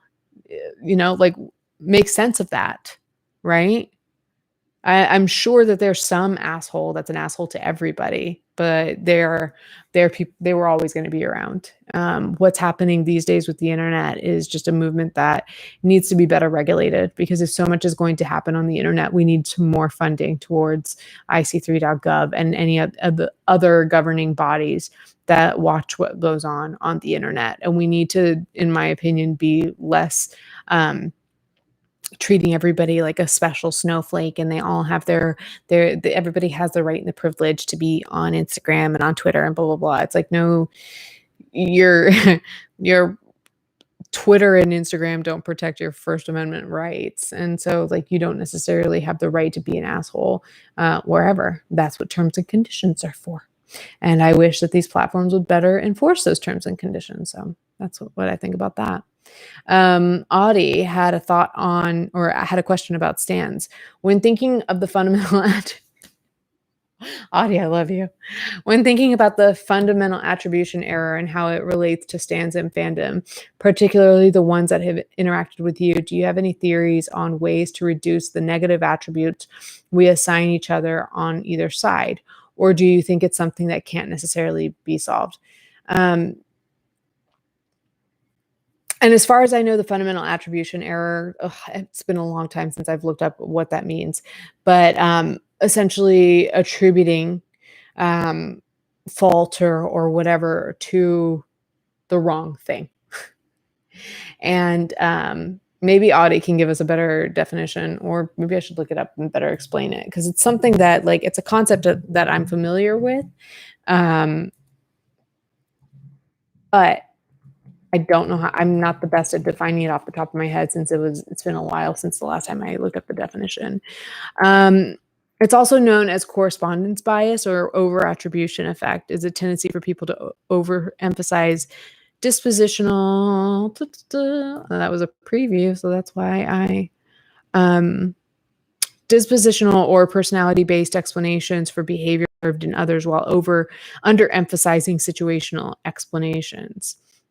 In other words, to have a cognitive bias to assume that a person's actions depend on what quote unquote kind of person that person is, rather than on the social and environmental forces that influence the person. So the first thing that comes to mind is, I've made this example a couple of times in this podcast and in last week's, that I said, for instance, okay, let's use tipster as an example, or there was somebody named Vega too.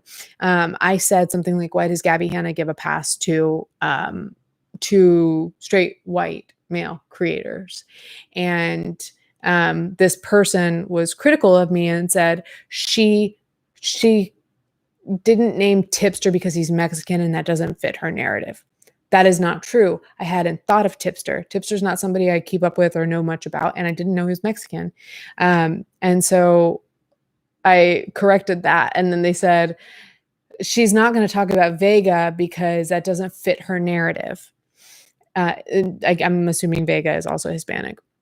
And so it's like, no, I literally don't know who that person is. So you keep taking these things that are faults in your opinion, like not naming tipster, not naming Vega, not naming these other people I don't know, and you're attributing it to me having a fault in my character, to where I have a narrative, and with a narrative, I'm assuming that they mean like an agenda, which I don't have. I'm just here to have a conversation.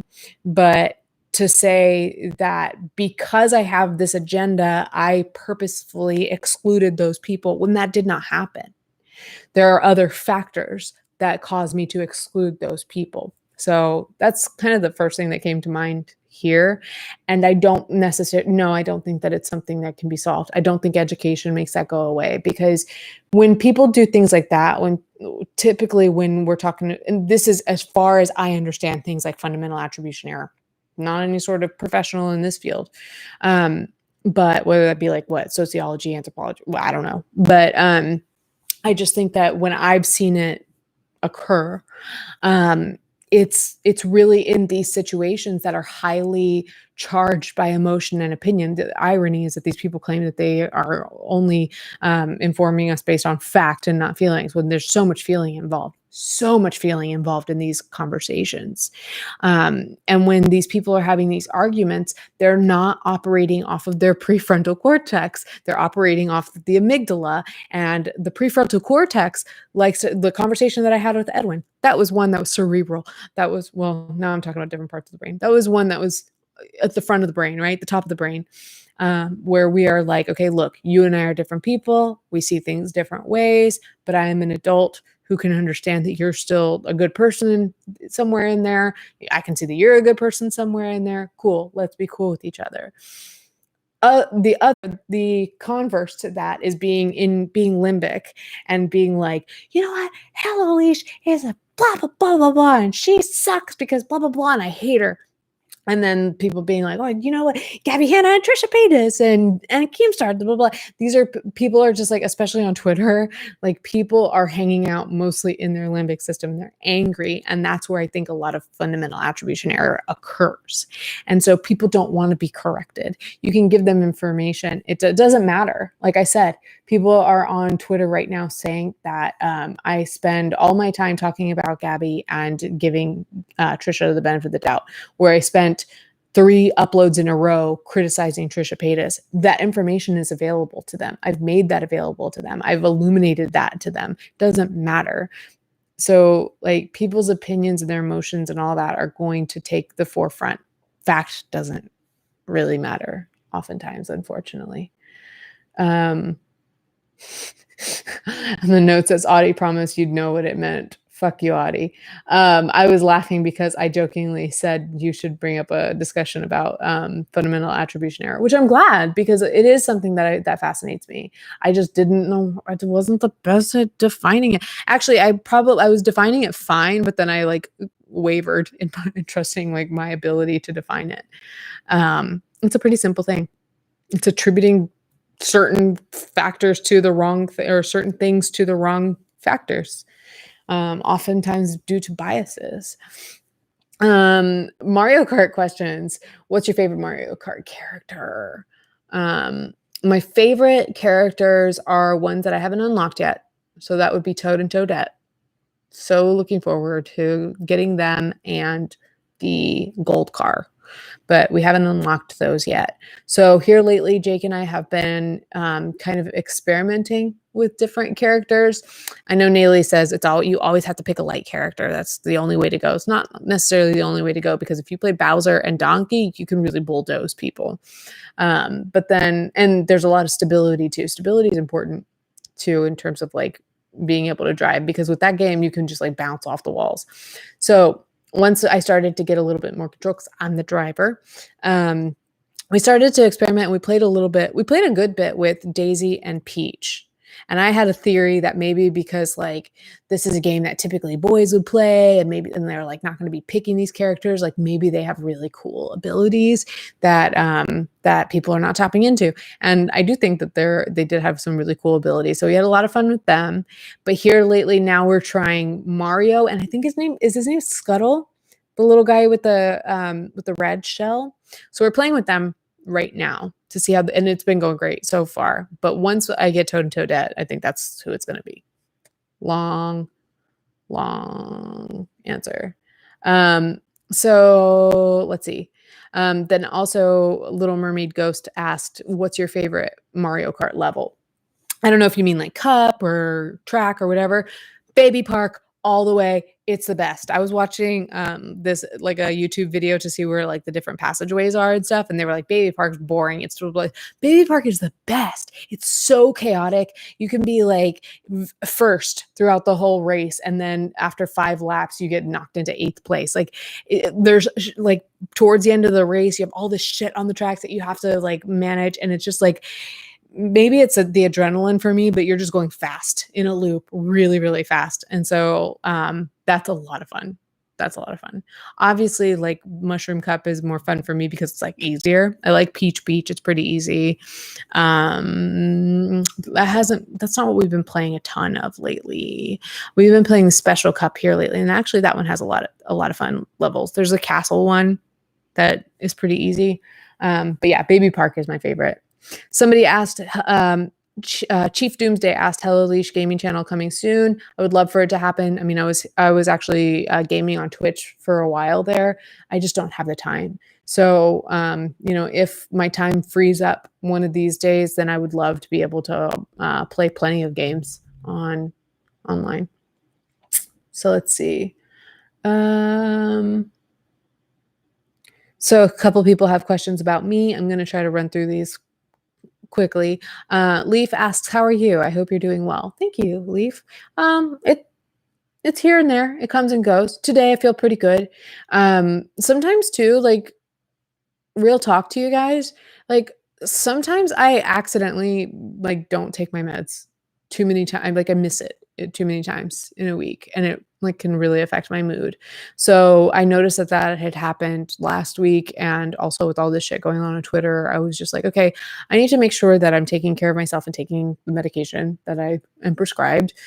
I also need to step away from the places that are toxic that bring me no joy and no, like, they don't illuminate. Like, I don't get me wrong, it's fun there. My friends are there. I want to talk to them. I want to interact and make the jokes that they're making. But at the end of the day, like, I cannot make a joke with my friends about our boyfriends or our pets or the video games we're playing without the worry that somebody's going to come there just to bring me down because they're miserable. And so, I really just recently decided to step away from that. So today's gone great. I mean, other than the fact that I had to drop several $100s only to know that I'm gonna have to take Atticus back to the vet tomorrow, drop several hundred more dollars, and then take Moses to the vet on Friday. But I'm in my life again and not so much worrying about what's going on the internet. So check back in with me in like 2 more days, I would say. But so far, it's not so bad. Um, been better, been much, much worse. So thank you for asking. Alice Rocco said, if you made content other than commentary on YouTube, what would it be? I think I would love to make if like this filming were easy and the editing were easy and I had nonstop time and energy to do it, I would do interior design. I think that would be my favorite. Or if I could do it for other people, oh my God, that would be so much fun, like making over people's homes. And that is something that I also wanted to do on Twitch this year. But again, time. So yeah, I think if that would be my number one choice. Or if people would just let me do like an advice podcast, that would be nice, where I could just like, because I do like just giving my opinions. That's why I started doing commentary, is just I want to give my opinions. I just want to talk. I just want to talk and give my opinions without people having so many fucking opinions about my opinions, you know? If you don't like it, you just can just go. And it was really fun for that reason in the beginning, but we'll see. Let's see. So about career path, Mr. Dad says, what made you interested in education as a career and why did you pivot? What was your experience? What was the thought process behind switching out of education and finding your new career? How did you come to find what you really wanted to do? Oh man, that's a whole podcast in and of itself. And I maybe talked about this a little bit on my career advice podcast. So I'll try to just kind of like give as much of the abridged version as possible. I was at MIT for a year and I was not there for myself. I was there, quite frankly, to make my dad happy. My dad, and like, he really wanted me to go to a good school. I felt really proud of myself for having gotten into it. I spent all my time around these like math nerd boys in high school. And I think I really just wanted to impress them too. And now looking back, I had this realization yesterday. I was like, after a year at MIT leaving because I wasn't there for my reasons, wasn't happy there. I was so miserable. Somebody from my high school was like, yeah, we were laughing about you in MIT, blah, blah, blah. And I was like, well, what do you mean? And they're like, well, because you couldn't make it. And I was like, because I couldn't make it? You're like, yeah, you left MIT, you didn't make it. And I was like, oh, that's funny because those boys, their dream school was MIT and they didn't apply. So what's that about?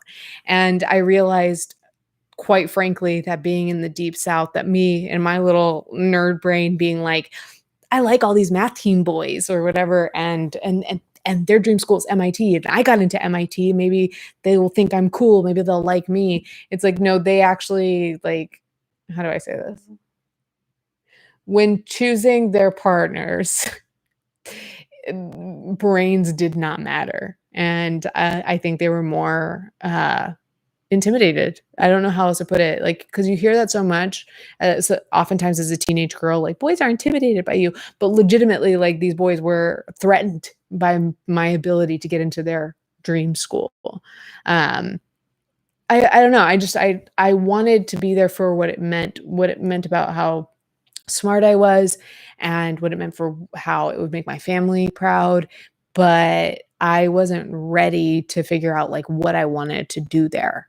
I didn't take the time, and I didn't have the agency to be like, this is what I can do with my life. And I wish I had, because with a fucking opportunity like that, MIT, there are times I really wish that I'd stuck it out, and we're an architect right now. But at the same time, my parents were going through a divorce. My parents got divorced like right between first and second semester of my senior year. Like, when you're applying to schools and like trying to get it together and trying to do your best. My parents got a divorce. And then a few months later, I moved to Boston. My family stayed here in South Georgia, and I had two siblings that were very young. Robert, you guys know Bob, 2 years younger than me. So he was growing up, and he was in high school and then doing his own thing. But Chris and Dana, my little baby siblings, were still in elementary school. So I moved up to Boston, was hating life for a year. Meanwhile, I'd call back home and I'd hear my baby siblings on the phone. I miss them so much. And then I would talk to my best friends from high school, and a lot of them were at the same school, which is actually nearby here near Savannah. It's Georgia Southern University. And they were having just such a good college experience. And I missed them so much. I missed my family so much. I missed kids so much. I used to teach Spanish to kindergartners in my senior year. So I was like, I want to teach kids. I want to be around my siblings, and I want to teach kids. And I love teaching. I love mentorship, teaching, anything of that sort, which has kind of been a thread throughout everything that I've done, even including like this. Like, I'm informing people about my opinions and my thought processes. And as a stylist, I taught people how to dress. There was a huge educational component to that. As a recruiter, I teach people about, I kind of help them through with like interview processes and resumes and how the job market works and all of that. And at one point I just worked in leasing in a huge, historic, famous, gorgeous building. And I got to a point where I felt like I was like, while I was leasing the apartments, I was also like a dossier, like giving information about this national historic landmark. And it was just like so fascinating that I actually genuinely loved teaching people about it.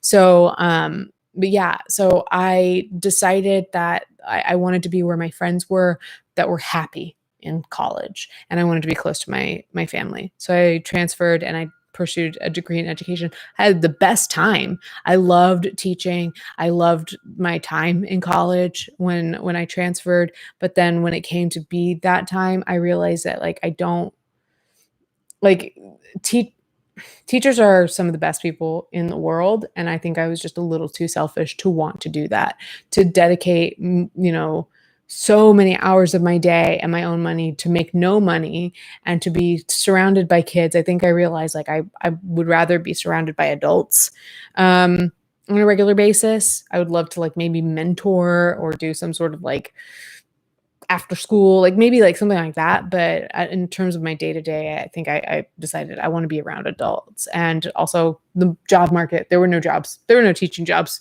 when I graduated. I graduated in 2007. Hello, we were in a recession.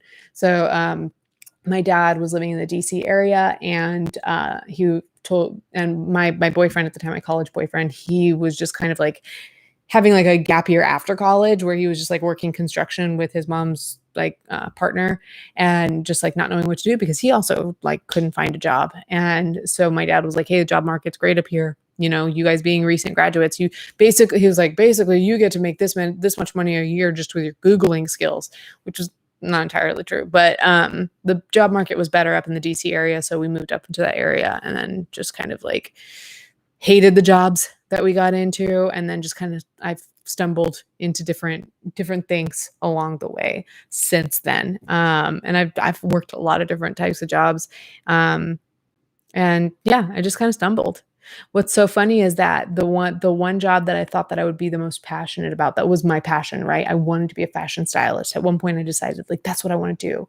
And then when I did that for Trunk Club, it so killed my joy for fashion that you have to decide that there are certain passions that are not meant to be your jobs. Or for some people, your creative passion is not meant to be your day-to-day job. It can kill the joy of it. Or being in these spaces that allow other people to define what's good and bad for you really kind of like fucks with your passion. Like from between 2017 until like 2020, or until very recent 2021, very recently, I lost my sense of like, what do I like in terms of fashion? Because I let these other people, they're mean girls. Not all of them. Like, I don't think any of them will watch this, but like, obviously, like I met my best friend there, but there were just a lot of mean people who just like, they cared about certain labels because they cost a certain amount of money. So, I realized that was not the job for me. And then that's kind of where I came across the opportunity to do recruiting in the marketing space. And that seemed appealing to me because I was like, oh, the mentorship aspect, but still like having, quite honestly, a base salary, but also the opportunity to make commission. You kind of like gives you the security with the competitive element too. And so that was like, okay, that felt like it fit. And then moving into the company that I'm in now, I got to move even more into the marketing side of things. So I get to do the recruiting and the marketing. And so that's it's just a lot of fun. It's a lot of fun in a work aspect. It's not my creative passion. And so I like that I get to keep these separate, but still kind of enjoy things. And somebody said, talk about your day job, which I just did. Which I do remotely. They let me bring it to Savannah. The company I work for is fucking amazing. They're the nicest people I've ever worked with and for ever. They're wonderful. I hope they're the last company that I work for before maybe one day just working for myself. Somebody said, of all the places you've lived, where has been your favorite and why? 2 different places. Well, in my adult life, I've lived in DC and Savannah, and I've loved those places the most just because I've chosen to live there. These places have been awesome. As a kid, looking back, obviously Hawaii is amazing. Like looking back at the memories that we had, like I'm so grateful that we had that. Living in Hawaii, I don't know so much about now because you have the internet and so much exposure to stuff so immediately. But when we were there in the mid to late 90s, didn't have as much access to the internet. So you had to wait for things to kind of like come to Hawaii from the mainland, but also from Japan. So you're kind of living in this culture that is American for the most part, but also has its own culture because it is Hawaii, and Hawaii has its own like very rich culture. But then it's also like half American and half Japanese. So I'd spend a lot of time, like we'd go to the mall and I'd get Cinnabon and also go to the Sanrio store and get like little like Hello Kitty stickers and stuff like that. So much fun.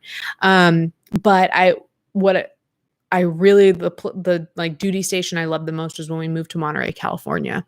And that was probably because I was old enough. I was about 13 at that time. I was old enough to appreciate the friends that I was making and to appreciate the beauty of where I was living, to find my own favorite places. My favorite place in that area was Cannery Row. John Steinbeck wrote a book about it. Still haven't read it. It's on my bookshelf. But it was just such a beautiful place. And then sometimes my dad and I would have like daddy-daughter dates and go down to the Ghirardelli factory on Cannery Row and get sundaes. And like stuff like that was just so beautiful, wonderful. And I loved it. So I'm going to have to fly through the rest of these questions because it's getting late. Your girl's hungry and the boys are at trivia. I wonder if I should save some of these two for another one. Do I have a favorite holiday? That depends. Like, I think sometimes I say New Year's Eve just because I do love the idea of a reset and new goals and then getting all kinds of dressed up and sparkly and fun and like kissing someone at midnight. I love that. Christmas is fantastic for like just obvious reasons. Halloween, I love to go all out, but then sometimes I stress myself out with like trying to do too much.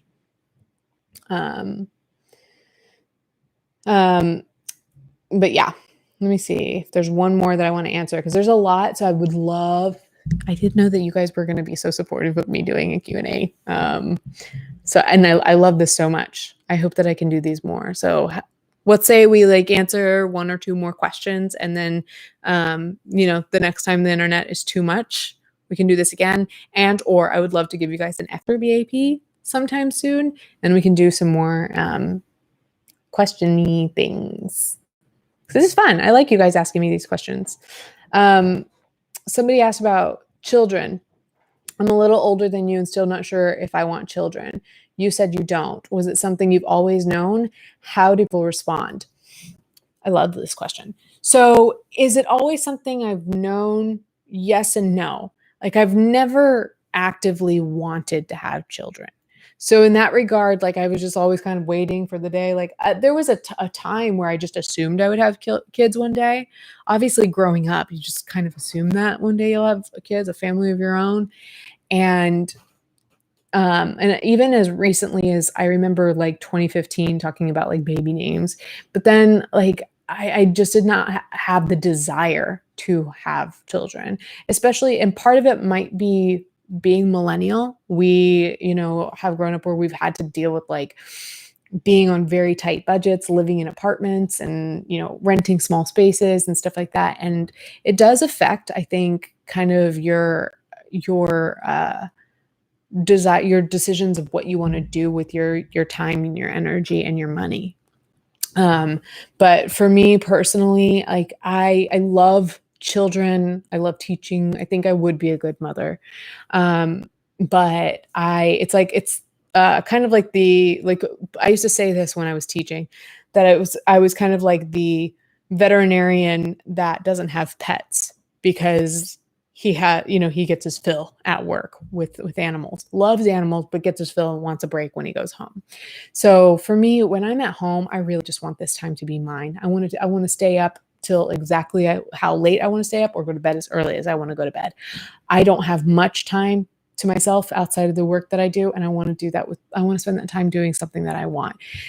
Oliver having diabetes is a lot for me in terms of like not having the mobility to go places. Thankfully, I think I think it might be a part of the like potentially autistic side of me. I don't really like to go. I don't like to go anywhere overnight or leave my home for long periods of time. So it kind of works out in my favor. But still, like I want to spend my time just doing what I want to do. And I met Jake and he feels exactly the same way. And he and I have so much fun together that we kind of just look forward. And in a sense, I think of him as somebody that I met a little bit later in life because I spent so many years in a different relationship that I meet Jake and we're kind of like in our mid 30s. It's kind of like, I kind of want to spend my time just hanging out with you, dude. So that's where I am. I kind of want to continue being a little kid sometimes too when I want to, So I'm going to, and the last thing, would you change anything if you could about having an internet presence? I would lessen the amount of hate online. I would, and that's not something that you can do because I create in a space where people share their opinions, and that is what we do. We give, even if you're not creating videos, you're doing the same thing. It's not a bad thing. It's a good thing.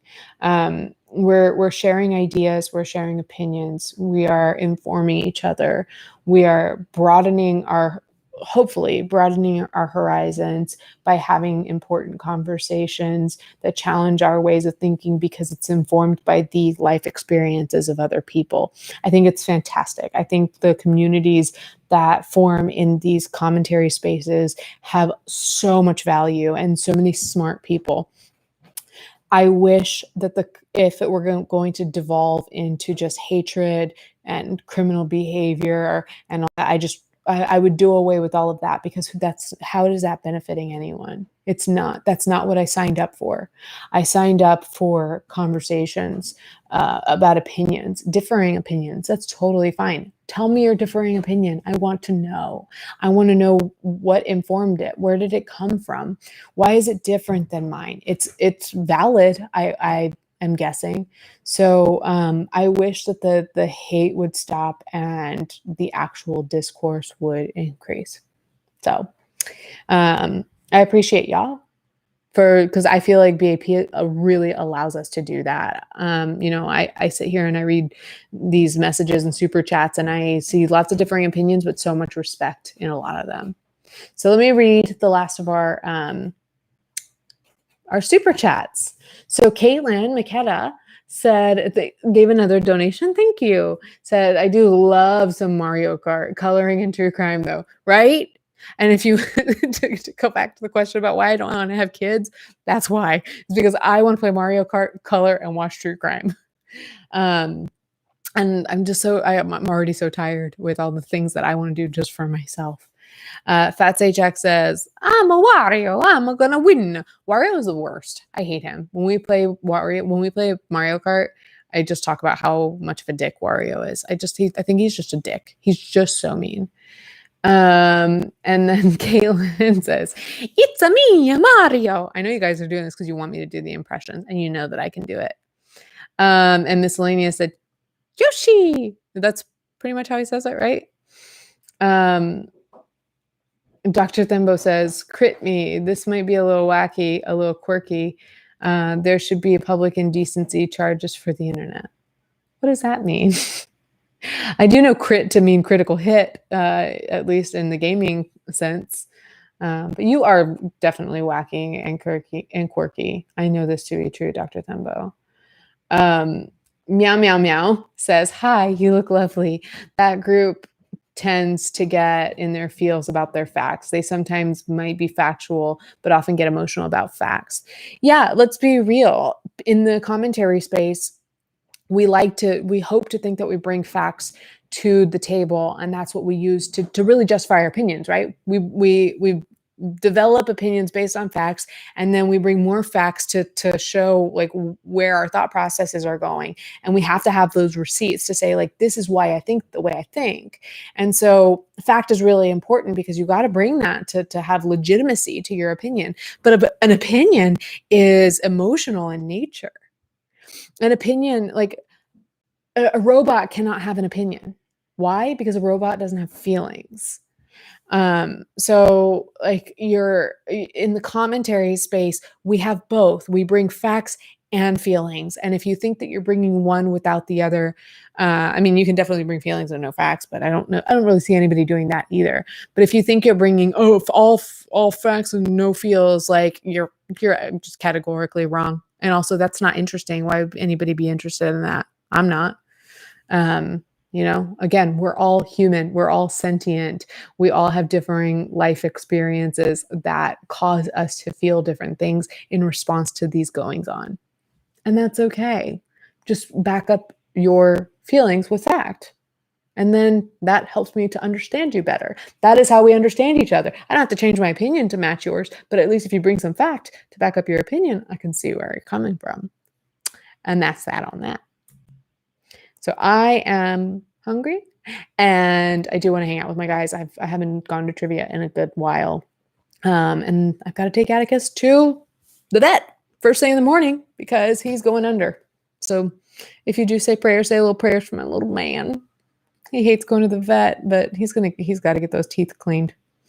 So, I appreciate so many of you guys showing up and hanging out with me. If you wouldn't mind taking a moment to hit the like button and making sure that you are subscribed with notifications turned on. I just keep hearing about people being unsubscribed or their notifications being turned off. We have enough issues with notifications over here. Yep. And Audie just posted the link to my Patreon. If you're interested in engaging with the community more on a day-to-day basis or just lurking because you hate us, feel free to join us there. And follow me on social media. There are still posts by a third party on Twitter when I do have a prompt or a promo or a video to promote. So you can find those there and you can just hear people talk about me on Twitter. But expect to see me more on Instagram and community post or community tab. And we'll do this again because I didn't get to all the questions, but I would love to finish these questions. I love you guys. So I'm going to head over to trivia. I love you guys. All right. Bye. Bye-bye. Bye-bye. Love you. Love you so much. Love you. Love you. Like the video. Bye. Bye.